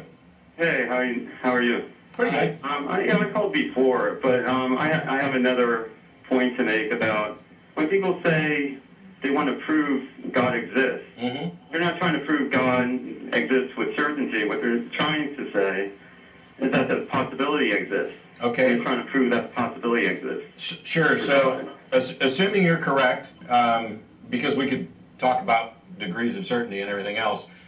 Number one, I don't see any. Now, it depends on what you mean by possibility. If you mean that it's not absolutely impossible, I actually don't care whether or not you can prove that something's possible, which if you can just demonstrate that something is not logically excluded. Do you mean physical evidence? Well, yeah. Well, is there anything that can be studied or observed? I hadn't really finished what I was saying. Sure. Saying that you can prove that something is possible doesn't make any difference, because possible doesn't equal true. And I care about true things, and I want to believe true things. And so instead of possible, we should talk about perhaps probable, which would actually include some demonstration that there's a good reason to think this is true or likely true. That's why we have beliefs, and that's how we go about justifying them. So I don't care if your particular God is possible. I mean, that's just saying that you've managed to come up with a God that's not logically inconsistent, which, by the way, I'm not sure I agree with, depending on your God.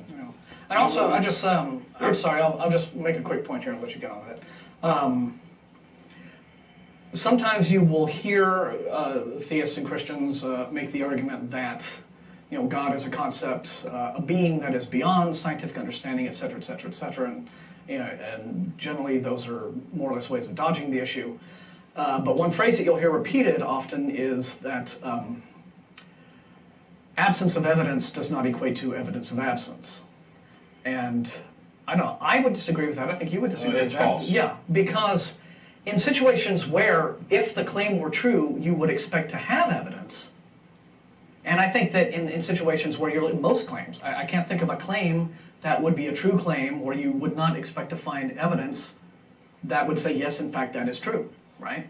Whether it's a god, whether it's ghosts, whether it's elves tending your garden, if you're going to make a claim about something and you want to be able to say, okay, that is the true answer, there's this puzzle that we're trying to solve, there's this fact that we're trying to come to grips with, and in order to distinguish this being the true thing from all these other possibilities that aren't the true thing, what do we look at? What do we look at as our evidence? And so yes, you would expect to find, I think, certain conditions would exist in the universe if the universe were the creation of an all-knowing, all-powerful, sentient, purposeful deity, right? Because I've never had a Christian tell me what they think a non-God designed universe would look like. How would it function? Well, How we're would it talking operate? about God, so we're Yeah. not necessarily talking about Christianity. But I'm just talking about like evidence of what we would, what we mean when we say that. Sorry. So, go ahead, Andrew. Well, I have a website. It's Proof of God, and it's godtruestory.webs.com. What I do there, I try to list like all the attributes of God, all knowing, all good, all powerful. Can you say that URL And I again? try to show how they're consistent. Now, something that you said earlier was that faith is the absence of reason. I think what it really is faith is the absence of physical evidence. Now, when you say evidence, I think what you're really saying just about all the time is, do you have physical evidence? What kind of other evidence is there? Well, what I provide is rational evidence. I'm fine with rational argument. An argument that anyone could look at, and Andrew? no matter what they believe in, and they would accept the argument. Andrew, I'm fine with rational arguments, but rational arguments are formed on premises, and the premises need to be demonstrated to be true. So if we're talking about something that is real, then the premises must demonstrate that this is actually real. So, I mean, my question to you about what other evidence was there was whether or not you were making an appeal to supernatural evidence or extrasensory evidence or things like that. Well, here's how I feel about God. God would be a pure mind. So when I say rational evidence, I just look at my own mind and I just extrapolate. Sure. Okay, so what's your basis for thinking that that's what God is? Well, it's just about the fundamental idea with every religion is God is a mind. Okay, but it's an absolute mind. Okay.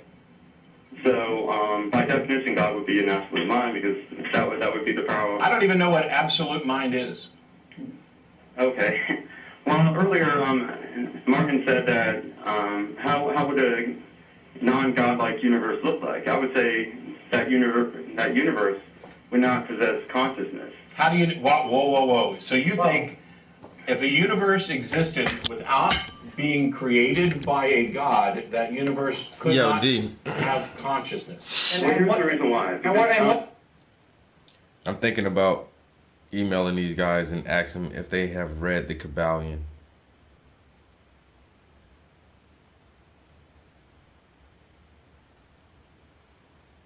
Word up.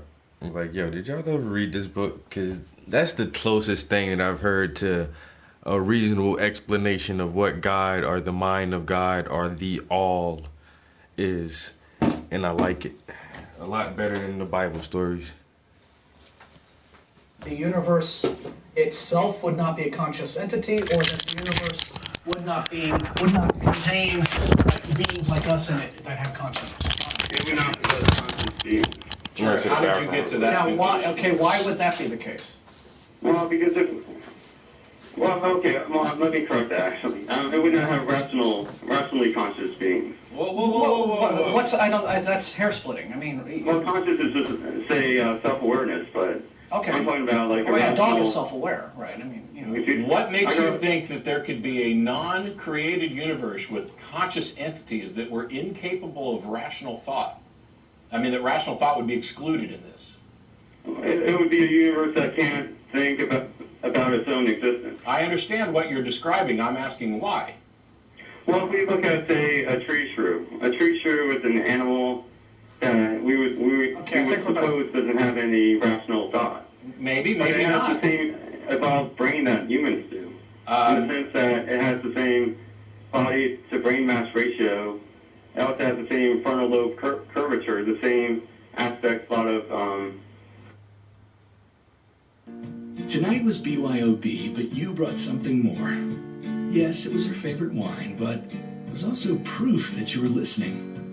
For all the BYOs in life, bring fine wine and good spirits. Please enjoy responsibly. Okay, but why would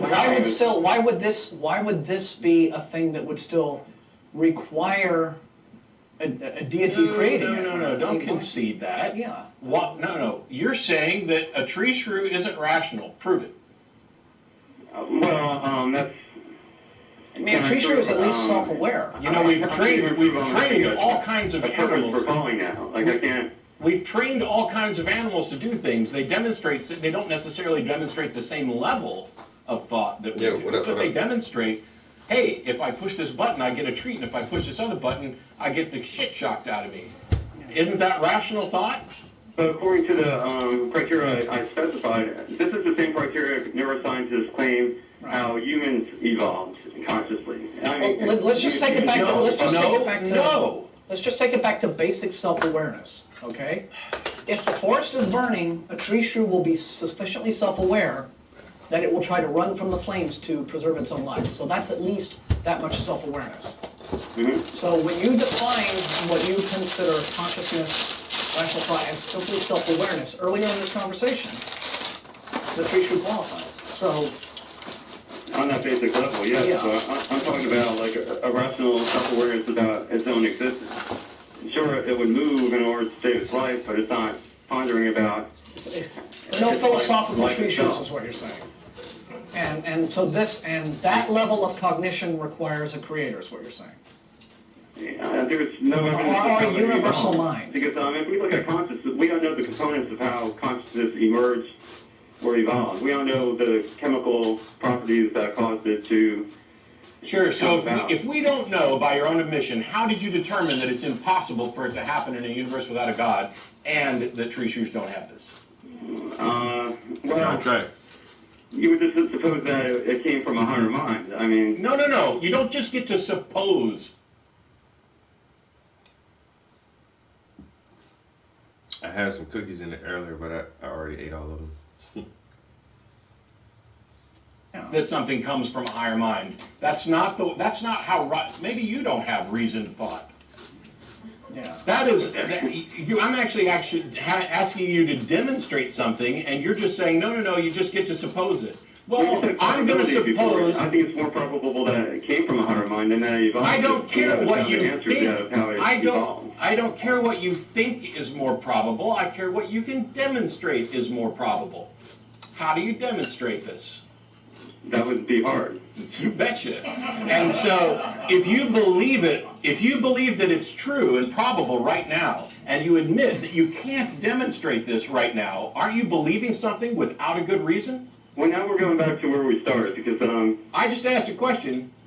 Okay. You have admitted that you can't demonstrate this, correct? I can't physically demonstrate it, yeah. And yet you believe it to be true, correct? That's where faith enters. Okay, and that's why I don't give a rat's ass, because faith is the excuse people give for believing something when they can't demonstrate it, when they don't have a good reason. We're back to my definition. I don't care what you have faith in. People can have faith in anything. Faith is not a justification, it's not a demonstration of truth, it's not a path of truth. It's gullibility. But now what you're talking about is the difference between conviction and faith. Because if we look at, according to you, it seems to me like you're convinced by things that they're physically demonstrable.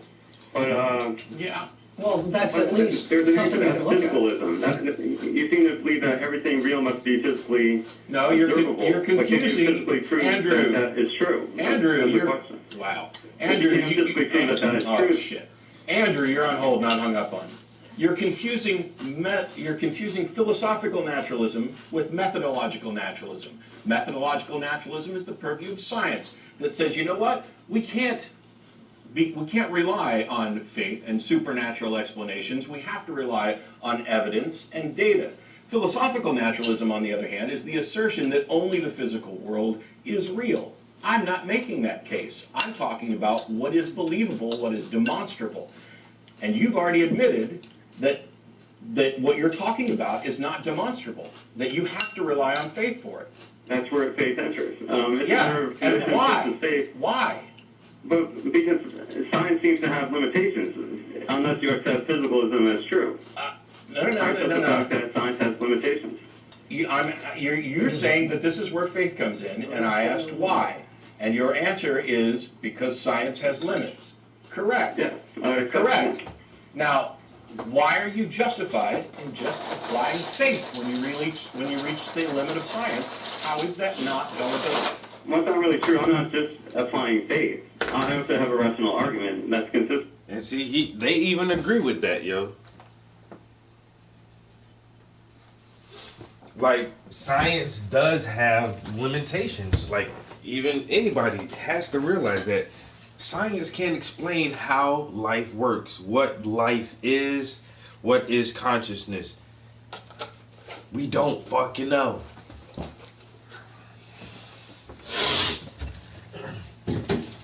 Scientists do not know what it is. But is it God? That's the thing. Like, is it, specifically, is it the God of the Bible? And it's like, no, it's not that. That's a made-up story that people still fucking believe for the weirdest reasons. Like,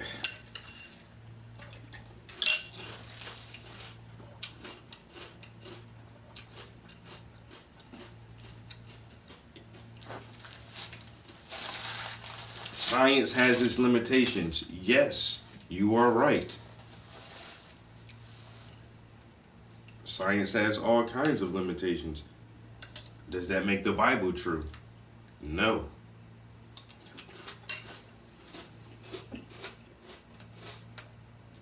I accept. That seems more probable than the idea that the mind evolved from out of whatever. In other it words, evolved from. the argument from incredulity fallacy is your rational argument. It simply seems more probable that it would be this than that. It seems more fantastic that it would be the other thing than this thing that I prefer to be the answer. All you're doing is you're spackling over the gaps in the knowledge with faith, with assumptions, with assertions, with leaps that you don't really have a justification for making. You're hitting the wall where you admit this is where the limits of my knowledge are, but what you do when you hit that wall is you say, this is as far as we've gotten now. This is how you approach these questions honestly. You say, this is as far as we've gotten now. So what do? We keep studying. We try to learn more. We don't say, okay, this is as far as we've gotten now, but in order to get over here, which is where I want to get, I'll just create a bridge of imagination. I'll just make stuff up, and I'll create the bridge myself. Science hasn't opened this door yet. Yeah. But it sure seems more probable to me that there's a lion on the other side of the door than a tiger. The best you can say from your position, Andrew, is, look, this is as far, maybe it could be this, maybe it could be the other thing, but you're not in a position to say, this is the answer, because it seems more probable than this and that. You still have to, as long as you admit you don't know.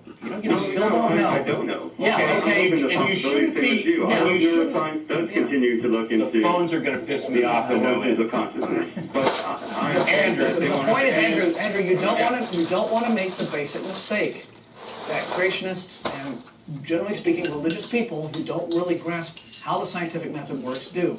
You don't want to get in the position of simply putting your ignorance on an altar and calling it God.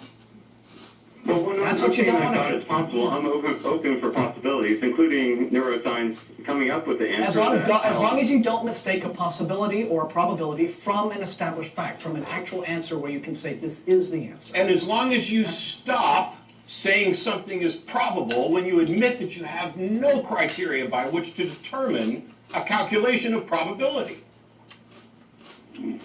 Well, you're talking about physical probabilities.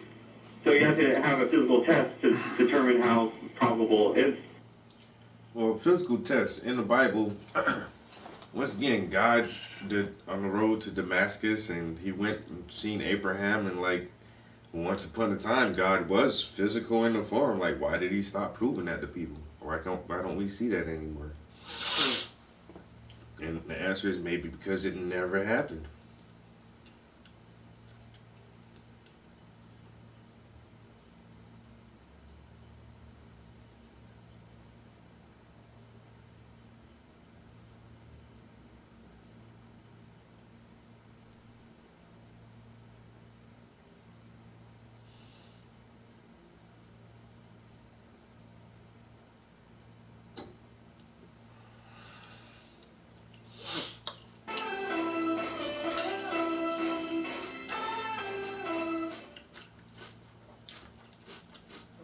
Tony Hawk, here you are, legendary skateboarder, and according to the internet, they're tossing around a term like.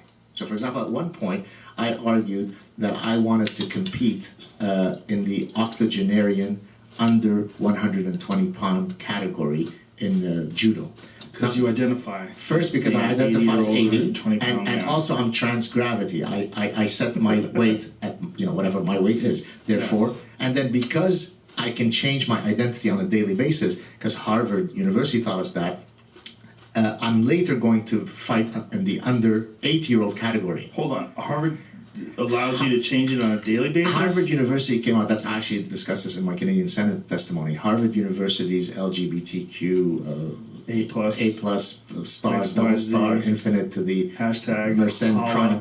Exactly. They came out with a pamphlet that said not only can we change our gender identity, but it can fluctuate on a daily basis.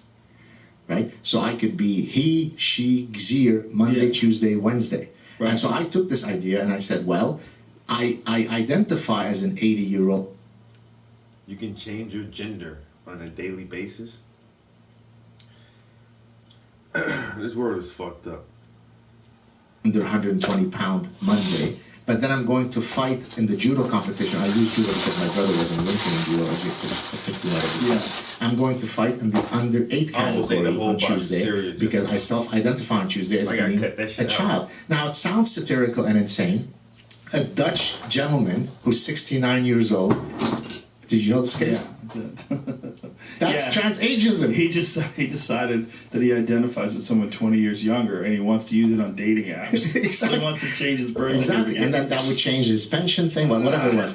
So I mean, then I introduced a new term, and then that proved to be prophetically satirical. I coined a new condition called transgenderism by proxy. So if you're watching now, enjoy this. If Joe and Gad have sex, if I self-identify you as a woman, then I'm engaging in heterosexual sex. So it's not about me. You self-identify me. I can change my identity based on your own interpretations of me. Exactly. So it's not that my self-identity changes into woman. The guy that I'm having sex with, I self-identify as a female. Well, a few weeks, maybe not even a few weeks later, some trans activist on Twitter came out and said, you disgusting transphobes, just because you have, excuse the term, a dick in your mouth, doesn't mean that that's a dick if it's a woman. And I call this trans cunnilingus. Wait a minute. It doesn't mean it's a dick if that person identifies as a woman. So just because you have a dick in your mouth, it doesn't mean it's a dick because that's a woman. You are giving sex to a woman. Do you know Yale? So there's a 9-inch penis in your thing, but it's a vagina. Yale put tampons in the men's room. Yes, sir. Of course, they said that not only women. Of course, I know. That's true. That's my daily life. That's called Tuesday for me, man. I have a hard time getting that out because I'm like, what? Women aren't the only ones who menstruate. What? Yes, they are. Yes, they are. God damn it. Boys can have periods too. Children to be taught the latest victory for transgender. There you go. I love how they say that, the latest victory. That's right. Latest victory for who wrote that story? Who wrote that? Vox. Who? Helena. Hey, Helena. Fuck off.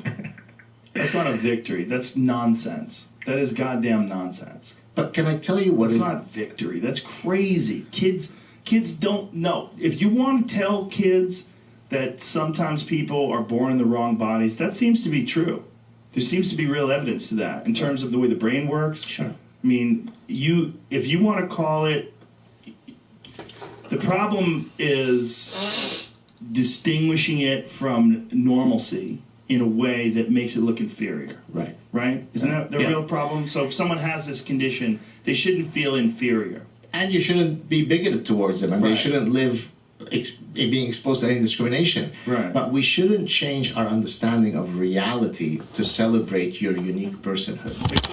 And incidentally, one of the things I talk about in the book, all of these idea passages, I argue some of them come from really noble places. I think so as well. Yeah, so let's cover a few of these. So, for example, the anti-slave premise, tabula rasa, we're born with empty minds, is a profoundly idiotic position, but it really stems from the noble, hopeful position that if we're all born with equal potentiality, we could all reach the same end trajectory. Right. If only the environment were conducive for us being top athletes, top scientists, top mathematicians, then we would have reached it. There is nothing inherently at the start, at t equals 0, that differentiates any of us. Now, that's insanely stupid and wrong, but it is a hopeful message. Now, extend this to other contexts, right?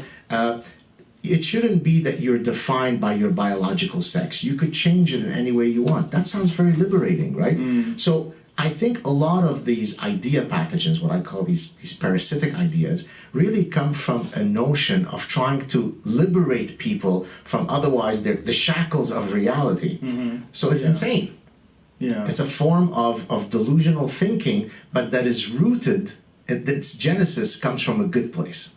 I couldn't agree with that more. And gender dysphoria used to be considered a mental disorder. Right. But isn't it? Right. Well, listen. But what is it? Okay, but let's be honest. If it's not, is it a physical disorder? What is it? I'll put it in a very charitable, politically correct way.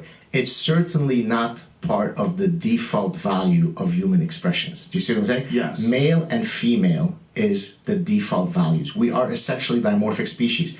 Now, for all sorts of reasons, ontogenetic, developmental reasons, when the brain is getting typed in utero, things can happen that alter those default values. Now, you come out with gender dysphoria. You shouldn't be discriminated against. You should be treated with complete respect. You should be free of bigotry. Agreed. That doesn't mean that there is a spectrum of possibilities of which that one is one of the default values. It simply isn't. It's wrong to argue that. But in the same way that feminists like to argue that there are no innate sex differences because that they think would help alter the sexist status quo, this is what's happening with trans activism. That's why they are consequentialist when it comes to truth. Screw truth, screw reality, screw biological common sense in the pursuit of freeing the world of bigotry. You should be able to free the world of bigotry without constantly attacking truth. Well, and here's the other question. If it is not, this is what I was getting at. If it's not a mental disorder, what is it a physical disorder? Is it a disorder at all? And if it's not a disorder, why must it be treated medically? Why must there be gender reassignment surgery? Why must there be exogenous hormones introduced into the body? Why is all that happening?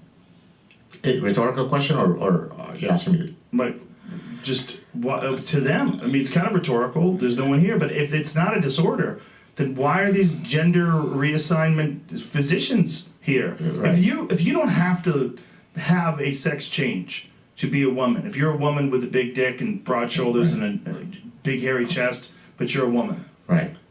Well, what is the need for the doctor then? If you're already a woman, if we decided you're a woman, so you just want to change your appearance to outwardly match how you feel inwardly. Well, exactly. That seems a disorder. Right. And I wonder, I'm not sure, so I don't want to misspeak, but I wonder if, I think in the DSM-5, gender dysphoria is listed as a condition. Is that correct? It is listed as a condition, but it's not accepted by that in terms of like public perception, and certainly in terms of trans activists or LBGT activists or anybody who talks about these things in a progressive way. That is a taboo. Like the actual medical nomenclature that's used to describe those conditions is taboo. Well, I don't know if you heard about this case. there was a physician, research scientist at Brown University who published a paper, very serious data, scientific data. I think her name is Lisa Lippel, I can't remember her name. It was published, I think, in PLOS ONE, a very serious scientific journal, where she looked at the social contagion, you know what I'm talking about? You know, of sort of transgenderism. How, if, there definitely seems to be, well, literally that, a social contagion effect. Now, that paper was published. Brown had advertised it. It was published in a top peer-reviewed journal. Well, the trans activists came after that paper, and Brown decided to at least pull it off of its sort of promotional platform. I reached out actually to I think her name is Lisa, to get her on the show, but as you might imagine, she was a bit tepid. Yeah, she's probably shell-shocked. She's shell-shocked, and so I'm not sure she'll come. But again, here's a serious person who probably is liberal. She's a physician who deals with these issues, who was simply talking about the fact that there's definitely a social contagion effect that is taking place. She's a Nazi. It's our network. We can't stream, we can't share. Makes us sound so. Ready to switch? Holy shirt! Right? Switch to Boost and get 4 lines.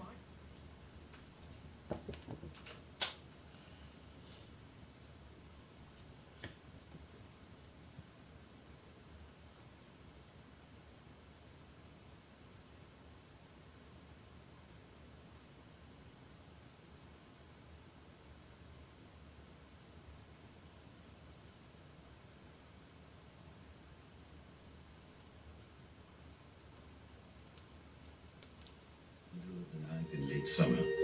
An hour ago, you cracked the equations necessary to power the force field.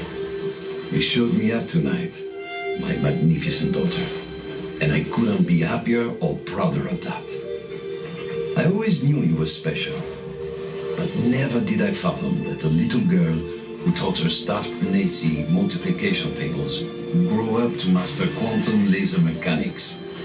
I have assured the syndicate that the modified containment force field will be operational in a month's time, and it's all thanks to you. I may be just a doddering old fool trying to hold on to mon bébé a little while longer before he loses her to a daughter. But I do see you. I see the strong, brilliant, wonderful young woman you've become. And I know when the day comes that I'm no longer with you, you are going to be just fine. The games will be brilliant because you are brilliant. My daughter can and will do anything she wants in this life because she is the smartest woman in the frontier. Je t'aime de tout mon cœur, pour toujours, Papa.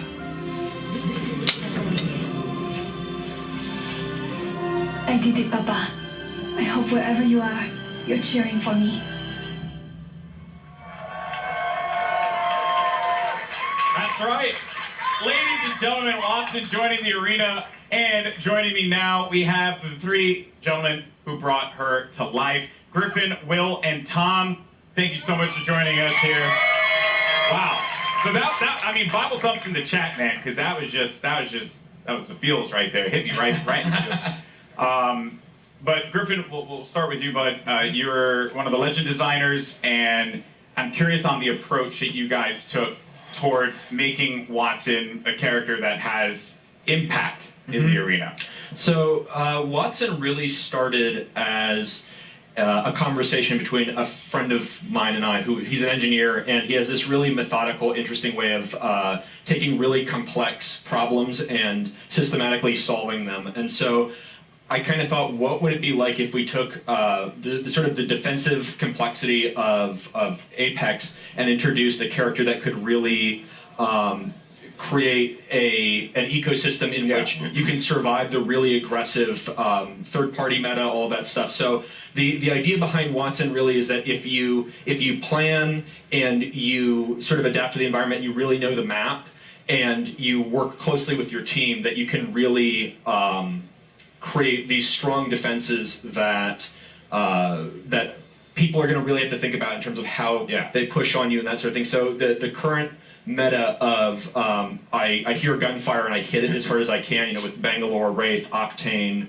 all of those, we're trying to sort of bump that meta a little bit and make it so that this more stanced RTS kind of play style has breathing room. Yeah, you're trying to provide like options for the players. Yes. Because if you want to be able to play that hyper aggressive approach, whether you're running like a composition that contains like a typical one, which would be like a Pathfinder, Wraith, and a Lifeline for that support. You can play into a composition like this, and they kind of counter one another. So that's going to be really fun. We're going to dive into the abilities and everything that she does, because let me tell you, it's insane.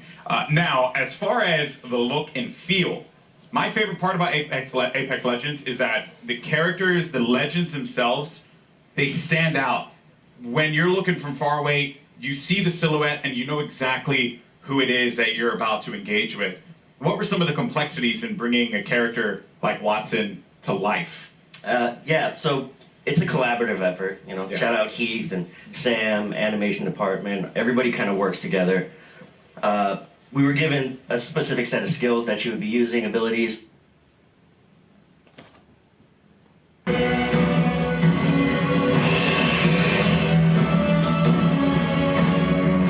From Griffin, and that's kind of all we had to go off of. So we had to, Heath did a great job of like bringing it all together, giving her a sort of a grounded aesthetic, she had to look like she was using electricity and stuff like that. So rubber gloves and the coils and the wires and pushing her silhouette at the same time, making her stand out. You have to be able to read who she is from different distances. From there, you can really go in and sculpt all the details out and work with the animators to really bring her to life, give her personality in everything that she does with her abilities and that too. So. Yeah, and there's some really cool stuff there as well. Every part that Wattson, she takes out an item in her kit, it's actually like on her person. Oh yeah, you see it happen. Yeah, and those are all very meticulously designed by the concept artist and then modeled out in 3D.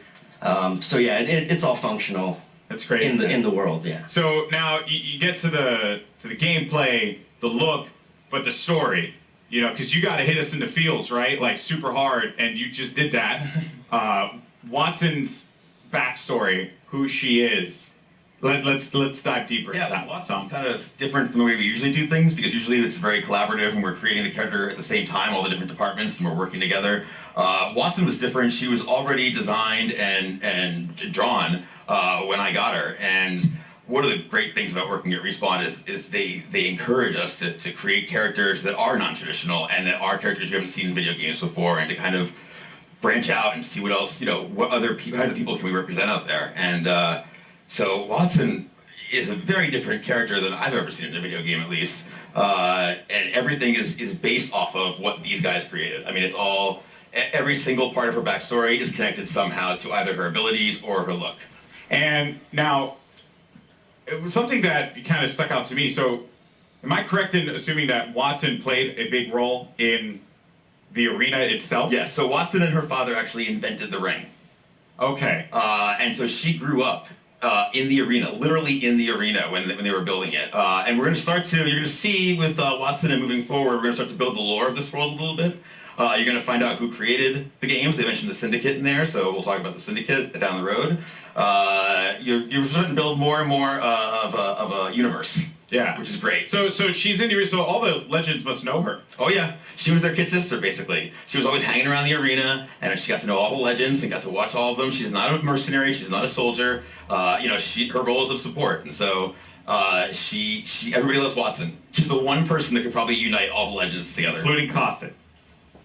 Caustic respects her. She's a scientist. Okay. She's an engineer. Okay, I like what's a strong word for Caustic. Yeah, I don't know if Caustic likes anybody. Okay, that's fair. Yeah. That's fair. Well, yeah, that's super cool. I mean, blown away by this character so far. Now, I mentioned before we're going to talk about the abilities, because when you revealed these to me, I was floored, jaw-dropping, and a lot of people online were kind of like guessing as to like what it would be, and I'm very happy to see that a lot of them, some had the right idea, but for the most part, what she's capable of doing is ridiculous. So let's just talk about the active. First thing, the fences. Yes. So the Watson has more interrelated abilities than probably any other current character we have. You really need to understand how they all interact.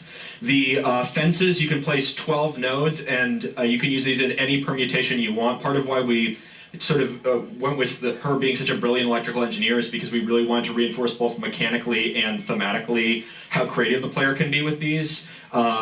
Basically, we're just giving you free reign to place these however you want and figure out. And the players, they like I just saw right there. I don't know if that was intentional. So when your teammates go through, it shuts down. It shuts off. So if I'm downed and they run through the gate, does the gate deactivate? Yes. Oh. Yeah. So there's a lot of different interactions, a lot of different ways that you can interact with the gates with other characters. The ultimate is, we call it an interception pylon. It shoots down bombardments, incoming grenades, stops arc star spam, and it charges your team's shield.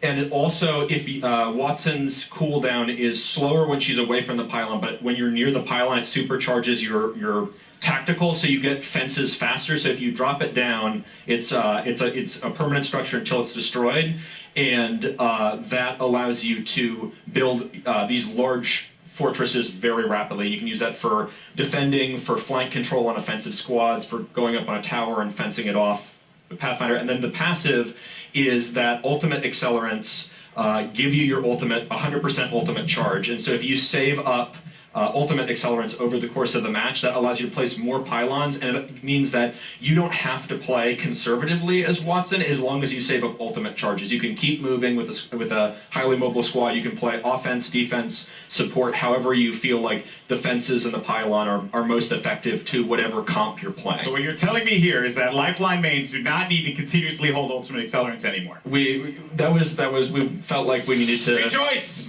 That's right. We did it, people. Finally, because everyone's like really mean to me if I don't like use the ult accel. It's not fair. Oh wow. So that is ridiculous. There's also when they cross the fences, you get pinged as well. Oh yeah. So if any enemies cross through the fences, it pings your entire squad. So there's a situational awareness element to them as well. Wow. So if you know, so this is why like she grew up in the arena. If you know where all the choke points, the entrances, the exits are, you can set up fences there, and you'll know exactly when an enemy crosses. I'm even thinking about like compositions and how like it could work out. You know, maybe for any Gibraltar mains out there, maybe you find a little. No one cheered for that. Feels bad, man.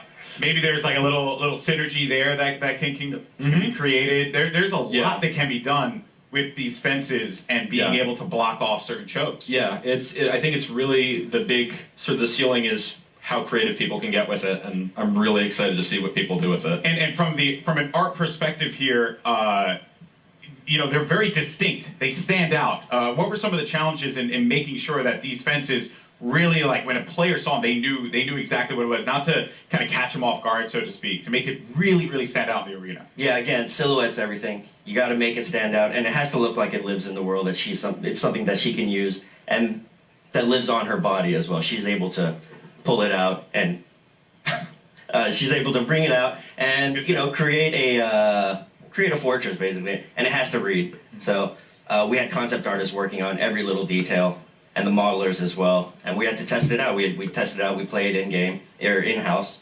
and make sure it reads well. And these guys do a tremendous job of it too. I'm like, I need like a post with electricity that goes between the two, and they create really cool stuff with just that kind of vague, hand wavy design or description. Everything about it has clearly been thought out. This legend is going to be incredible. I can't wait to play Watson. You guys excited, Watson? That is nutty. All right, well, again, very much looking forward. Now, today, we've covered a bunch here. We've seen a new weapon. We've gotten a new mode, the latest legend, and the new Battle Pass for Season 2. So, let's recap all the amazing Apex Legends.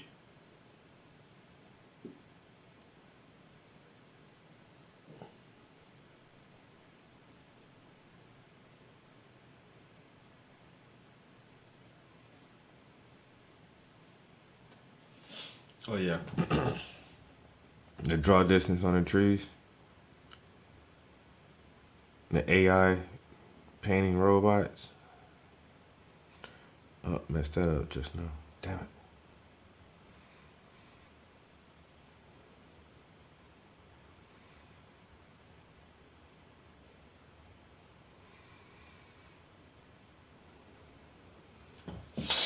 Just trying to get these alternating gray and black. Gray and white line to look like pickets.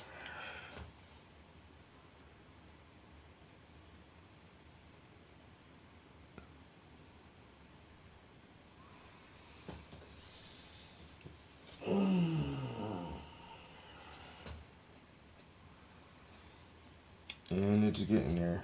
I might go play some Apex Legends. They're talking about there's a new character on there.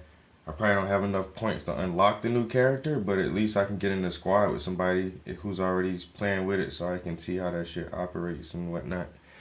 Should be fun. I haven't played the video game in a while either. Like over a week.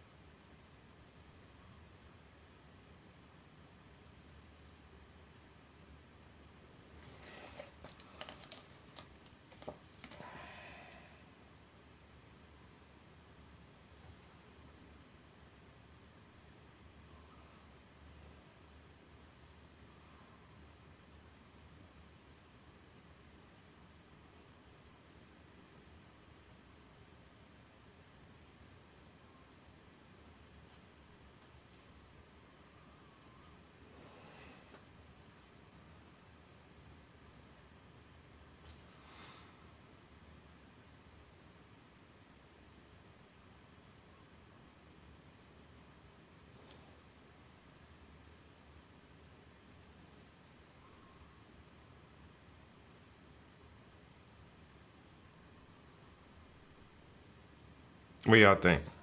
Play some video games for a couple hours? I seriously might go downstairs, yo, just listening to those guys talking about this new Apex Legends character. And for anybody who doesn't know, Apex Legends is a free game. It's kind of like Fortnite, except you don't have to build shit, but now they just talked about this new character that can build shit, and it's like, wait a minute, where are you going with this?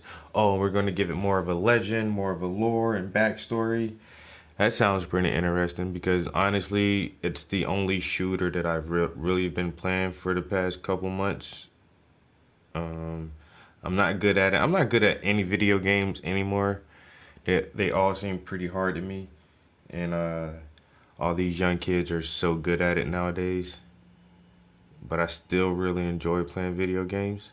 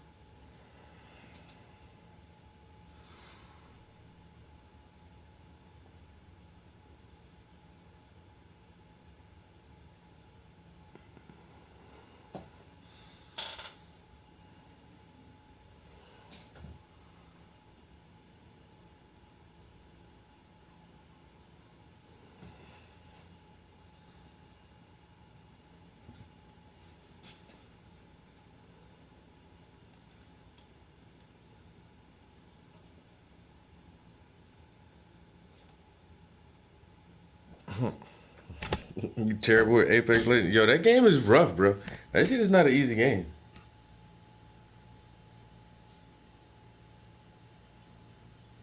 For real, it ain't. How long I've been in here? 2 hours. I have all day. I'm definitely gonna take a break for a little minute. Because I actually was up earlier. I did some yard work this morning. Some light yard work. And there's some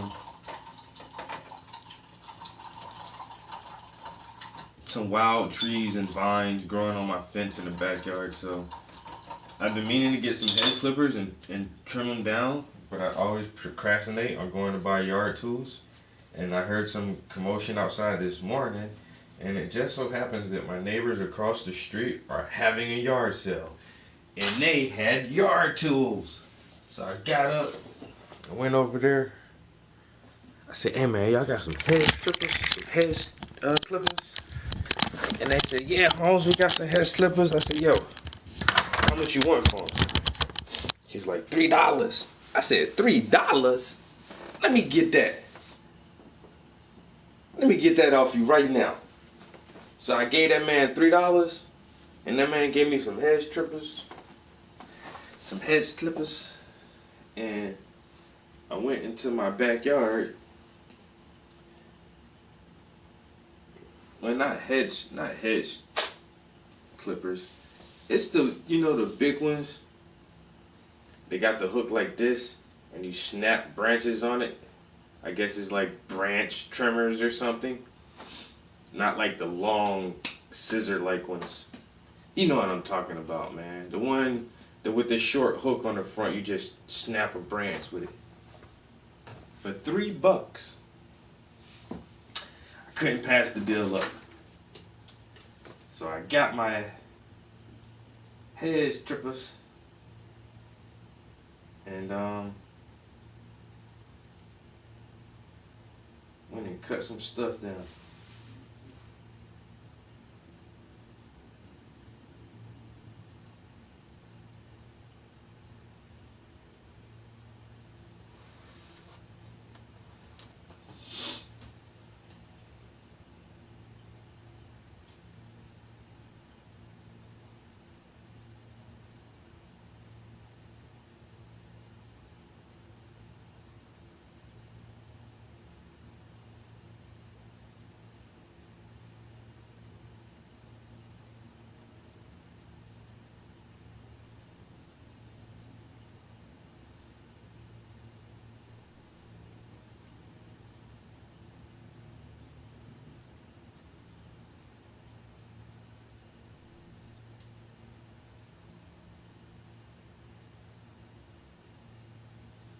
What?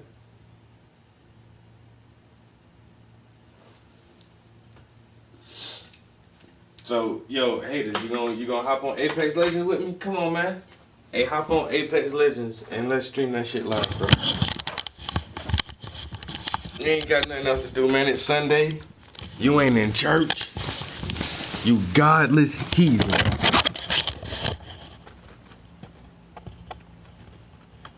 Now I need to get all the, like, there was some bushes out there that was just like totally ridiculous, just eating that old fence up.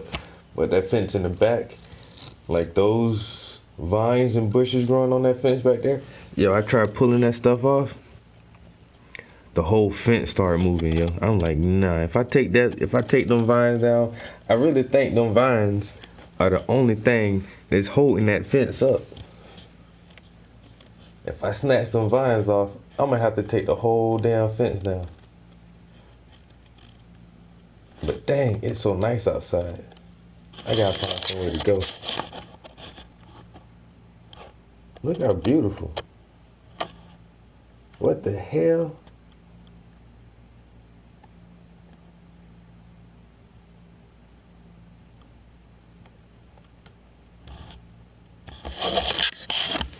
Oh, Dreams from Media Molecule, where you just build everything. You just make your own games inside the game.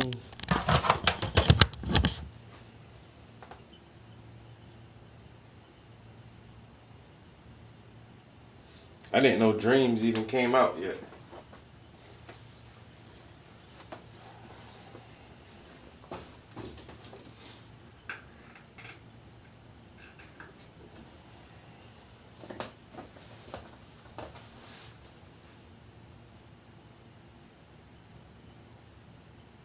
Yeah, that's what's up. It looks like it's hot out there. Let's see.